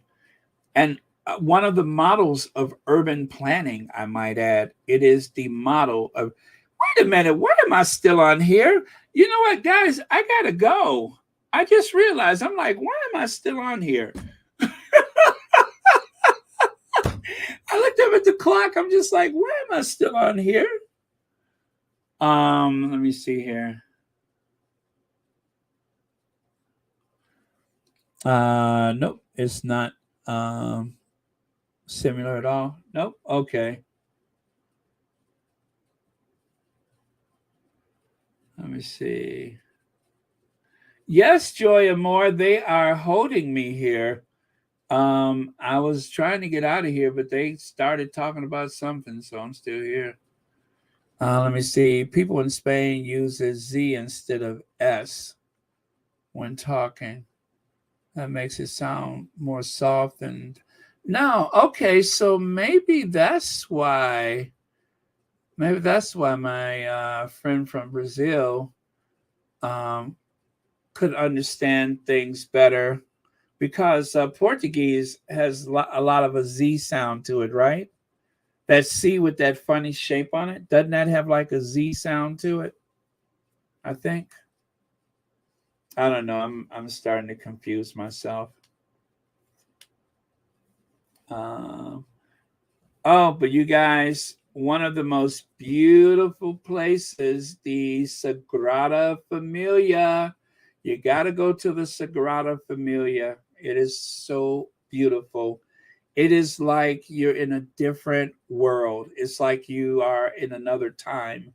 It doesn't really have a time. It's hard to, everything about the Sagrada is so organic.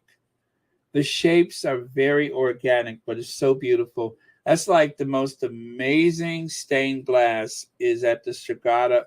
I'm sorry, the Sagrada Familia. It is so beautiful. When I knew someone was going to Barcelona, I think I had, yeah, I know. As a matter of fact, I had ordered a ticket for the Sagrada. I said, there's no way that I'm going to let you be in Barcelona and not go to the Sagrada. I will buy the ticket myself. And I did. It is so, so beautiful. Very unusual. No, I did not see any bullfights. I saw the arenas. I saw an arena in Zaragoza, and I saw one in Seville, and I don't think I saw one in Toledo. But when I was in Toledo, I ended up going to the Valley of the Dead. We went to that cathedral or that church or whatever that's built into the wall of the mountain. Yeah, we went to that place. Very, very interesting.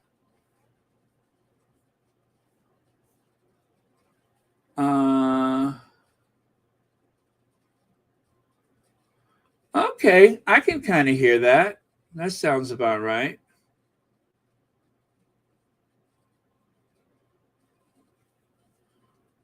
Yep. Okay.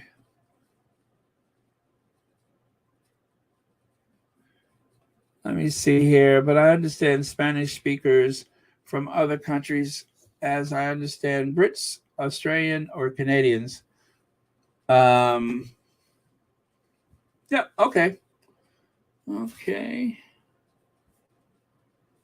One of my favorite things in the world is to see somebody black with a Scottish accent. I love that.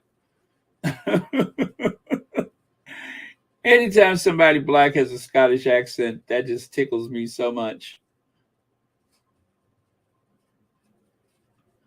Let me see here. Baron once was not enough. I had to go to Google interview. My God, this woman is which woman? Which woman?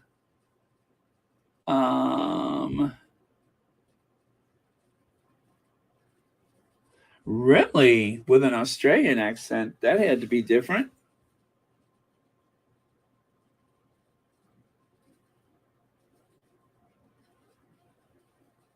Huh. I don't know where Castile is. Is that where Seville is? I don't remember. I know Barcelona is closer to Spain, and I know Madrid is. Actually, I don't remember. I'm trying to picture it on the map. It's weird that nobody really lives in the center of Spain. It is very sparsely populated there. Most people live along the coast. Is that right?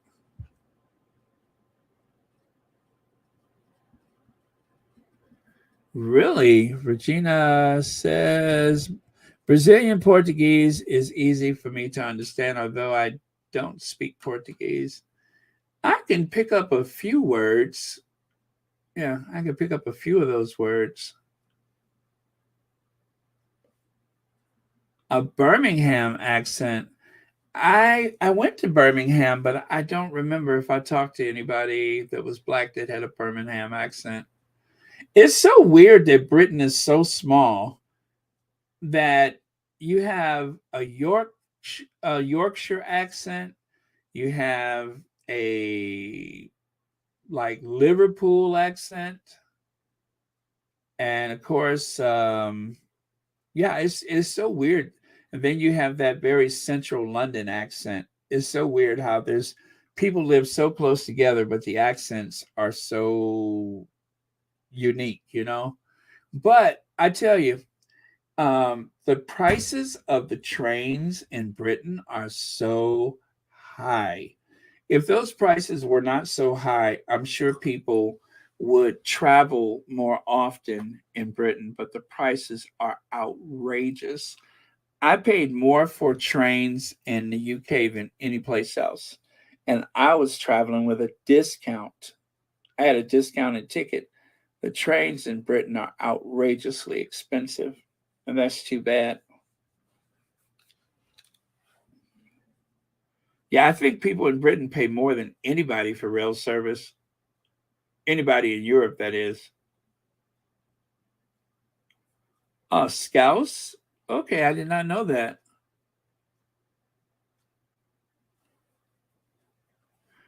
Yes, Miss S, it is gorgeous. I rather like Madrid too, though. Madrid was nice. I went to the what do they call the palace? The Real, the Real. I went there. Yeah, and they don't say royal, they say Rio, Real, like real, Real.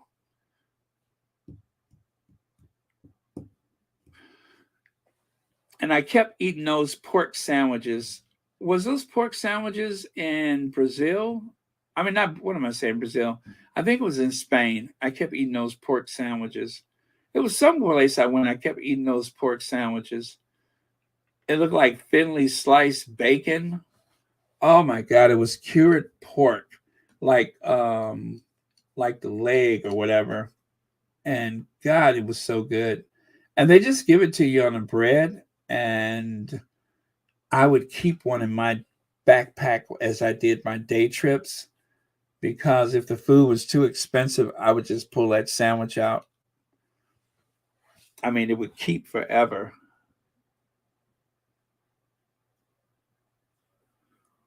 Oh, really? Oh, very cool. Very, very cool.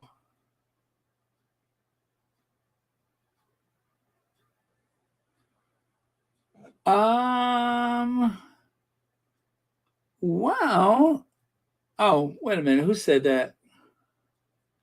Oh, there it is. Sorry about that. Ever thought of doing a live tour, Baron? It would be a nice summer trip. Yeah, I have to think about that. I have to think about that. The Yorkshire accents are my favorite. Well, a great example of the Yorkshire accent is Downton Abbey, especially Anna. Anna was doing overtime with her Yorkshire accent. York is so beautiful. The city of York. Um, I went there because I wanted to see the York Cathedral. I did not know that Castle Howard was so close. That's how I got to Castle Howard. Is I was riding on I think I was using the city tour bus, and I heard them announce that Castle Howard was close. And so I was like, oh my God, I'm going tomorrow. I almost didn't go to Castle Howard, but just because I accidentally heard that, or should I say by chance heard that announcement, that's how I ended up at Castle Howard.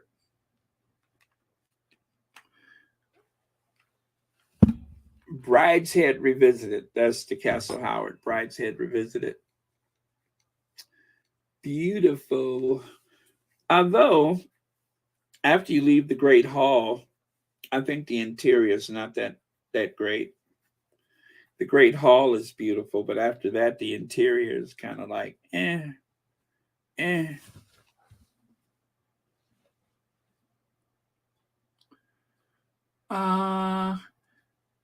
Okay, so you guys, love you. I will see you all tomorrow, and I am going to cue the Ginger Avenger, And then I'm going to sort out some sushi, I think. I'm not going to chicken out. I'm going to have sushi tonight. It's so expensive, but I'm going to have it. So thank you very much, you guys. And thank you all for your generous donations. And thank you again, moderators. And thank you for watching Royal Sussex. Okay.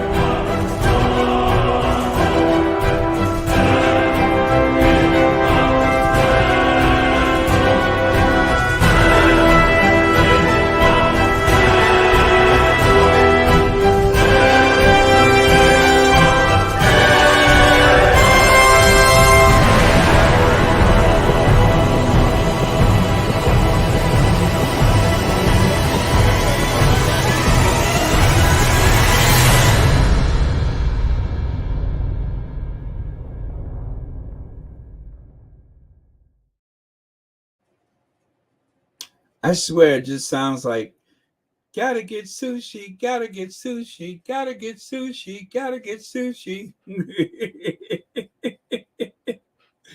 Now, see, if that's what the song says, then that's the way. Oh, it's your niece's birthday? Oh, Moshanna's niece's birthday. Happy birthday. Okay.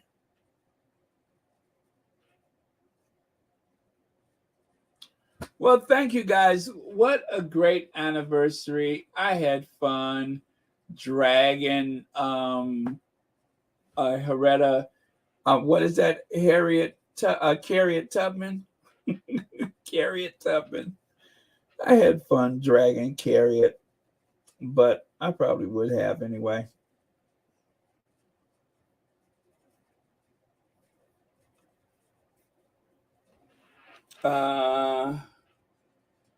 Oh, you're welcome. Thank you all very much. Yeah, something about that Ginger Avenger. He's cool.